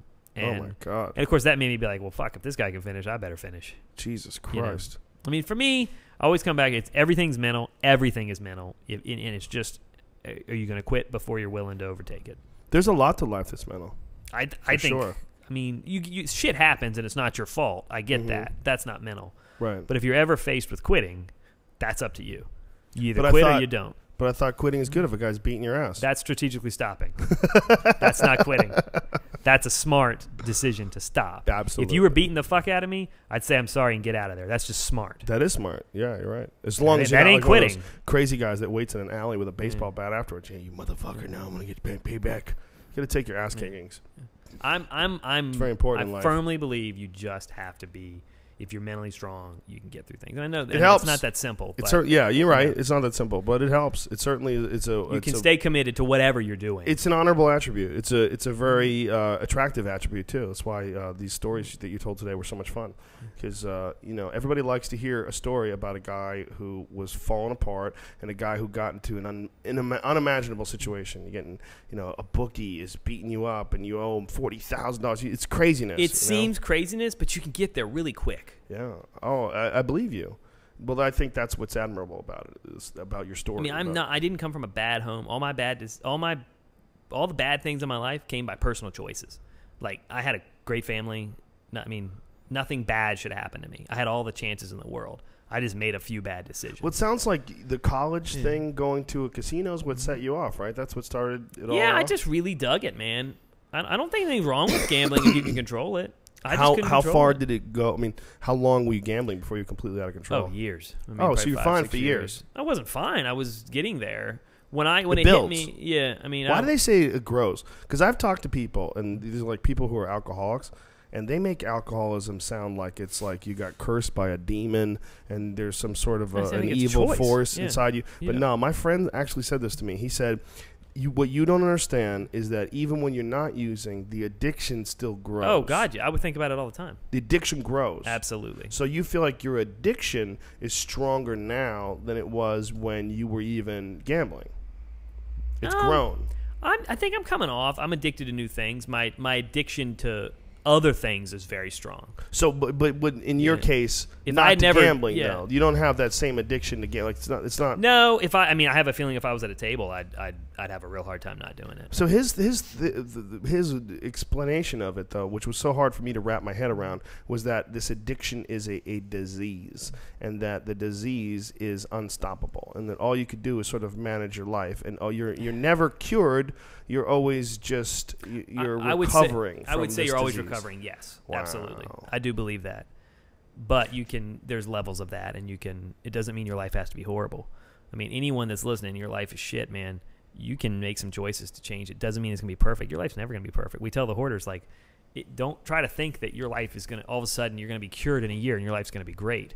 You've got to really set your expectations. And if for a hoarder that's had 40,000 pounds of shit in their life, literally, if you can just keep a couple rooms clean and actually show up and go to work, that's success for you. You've got to really set your expectations. You're never going to have a perfect, easy life like you see on TV. That's not realistic.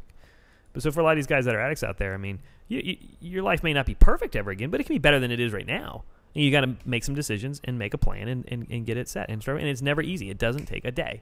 Well, dude, I didn't years and years and expect years. this part of the conversation. I thought we were just going to talk about right. crazy. Yeah. No, it was great. It's not that it was an all right. It was great. I think it was very inspirational for people. Like I said, people love hearing people figuring things out. They love that. They love people. And I think it's especially important for you and your job, because you come to them and you come to these crazy people with this perspective like, I understand how this can go completely wrong. I understand, and I get it. I've been there. And you say, yeah, you've been worse, and that's amazing. That's a really cool situation, man. You're the perfect guy for the job, man. Thank you. I'm lucky as doing. I got a great job, man. This was a great conversation. It was a lot of fun. Thank really you, interesting stuff. I'm a huge fan. Honored to be here. I know you don't want all I'm that, a huge fan as well, exciting, man. Especially Just now. exciting. And what is your podcast again? How can people get it? 5 Decisions Away. Go on iTunes or 5decisionsaway.com. What is it? What category is it on iTunes? We're TV and there it is right there. We are TV and entertainment. So it turns out it's pretty. We By the way, it's for non-iTunes users. You have for non-iTunes users. Yeah, I'm not a Mac guy. I'm not an Apple guy. Oh, it's not iTunes? I do all this shit myself. No. So. No, I mean, like. Oh. No, we're on iTunes. We're on iTunes. It's called Oh, okay. iTunes. But you don't like Macs? I never committed to it. You never I'm still committed hanging to it? on. Yeah, Still I own hanging a business PCs. still. I mean, so I'm still PC. How many viruses do you get? 5 a day. For At real? least. Oh, sure. I mean, good lord. Do you really get a lot of viruses? A lot. Yeah, I mean, porn. You get viruses. Are is you what it is. addicted to porn as well? I enjoy it. I'm not gonna lie. I'm married. I am married. I mean, it's a lot easier. Yeah. You know. We should have got you a flashlight. Spank Could, wired out. could you bring one home, or would you get in trouble? Oh no, I don't need that. You don't need It's that. too much effort. Too much effort? I'm 2 minutes in out. I'm done. Really? Yeah, You I mean, I work a lot. I need to be in bed, man. you just- Give me 2 minutes. I'm done. Yeah. Think of a buddy's wife. I'm out. I'm Boom. done. Think of your buddy's wife. Really? You have a buddy We with had a hot wife? conversation about that the other night. Someone was like, "Have you ever masturbated to your wife?" And everybody in the room was like, "No, never thought about my actual own wife." Right. Yeah, But it's someone else's wife. You thought Yeah. about your buddy's wife? Always. We always say, who's your? We call the closer. You know that show, The Closer, Right. on TBS, and we always call each other's wives the closer. Really? Because if you can't do hilarious. it, man, that's the closer. Someone else's. Wow. So you're being honest about jerking off to Absolutely. each other's wives. Dude, Does he once jerk you- off to your wife as well? I'm sure he does. My wife's hot. But yeah. he doesn't tell you this? You're just Yeah. putting it in his I'm face. sure he is, man. My You wife's sure hot. he is. His wife's hot, but it doesn't. It's not gonna achievement if I'm thinking of my wife. I gotta have someone else. Have you ever tried to set up your wives together? No, it's too much work. That's No. not. Maybe they like it. Get some Merlot. I don't know that. Merlot. I'm old school. I love my wife. I love being married. It's a good thing. I love being a dad. It's fun. But you gotta do what you gotta do. Well, I think you have you definitely have a certain happiness from knowing the darkest sides of your personality and what you're capable of getting yourself This is a into. life I never thought I'd have. Yeah. Man. This is so cool. So I would never want to fuck it up. That's beautiful, man. Listen, Matt, you're a great guy. Hey, thank you very dude. much for coming Thank on you, here. It was a man. lot of fun. I really Thank you, appreciate Ted. it. Thank Anytime you, you ever man. want to come back, I will. Don't Dude, offer it. I'll come. You're man. This on. is- Come on. I'm this offering is it it. anytime. Come on Awesome. down. And you can get him. Please follow Matt on Twitter. It's Clutter Cleaner. One word, Clutter Cleaner at Twitter. And his podcast, 5 Decisions Away. You can get it on iTunes. Yep. You can get it on 5decisionsaway.com. Yep, either one. And And there's an app if you need and there's it. an app. Atlanta, the tickets are on sale for the second show. Yes, I am filming my DVD on April 20th like a true stoner. Because it was 420. I couldn't pass. And plus, it was Atlanta. I have been in Atlanta a long time. And I had the opportunity to play at this place called the Tabernacle, which is this amazing theater in Atlanta. It's going to be me, Joey Diaz, and Duncan Trussell. The first show is sold out, but we just released tickets for a second show. It's going to be at 10:30. We're filming during both shows, so don't worry about it. Like, don't say, fuck. Like, a lot of people got mad. I already have tickets to the 8 show. This is bullshit. We're filming the 8 o'clock show, too. Don't worry about it. We're going to have a great fucking time. Again, Joey Diaz, Brian Redband's coming. Duncan Trussell's going to be there. Little Hobo will be there as well. And I will be releasing this on the internet, Louis C.K. style, for $5. Brilliant. The easiest way to do it. Yeah, Brilliant. Louis changed the game. It's a game changer, bitches. That is the end of our 4 podcasts in a row week, Brian. Yeah. How you feeling? You I'm okay? ready to take a nap. You want to get something to eat? I'm starving. You want to get some yum-yums? Yeah. Thank you, everybody. Thank you for being the coolest fucking audience members in the world. We, everywhere we go, we are constantly being told how generous the fans of the podcast are, how cool people are, and how nice and what a pleasure it is to wait on you guys. And that means the world to me. I just want to say thank you very much for that. Next weekend, I'm at the Comedy and Magic Club. The weekend after that, I'm at the Louisville Improv. All the information is available on joerogan.net. And this weekend, Friday and Saturday, we are here at the Ice House in the Annex. It's the 85-seat room. This shit sells out quickly. And it's going to be a lot of our friends, Joe Diaz, Duncan Trussell, whoever's around. We got a lot of guys coming down. So good times are coming, you fucking freaks. And we won't see you until next week, okay? Next week. Bye, everybody. Bye. See ya.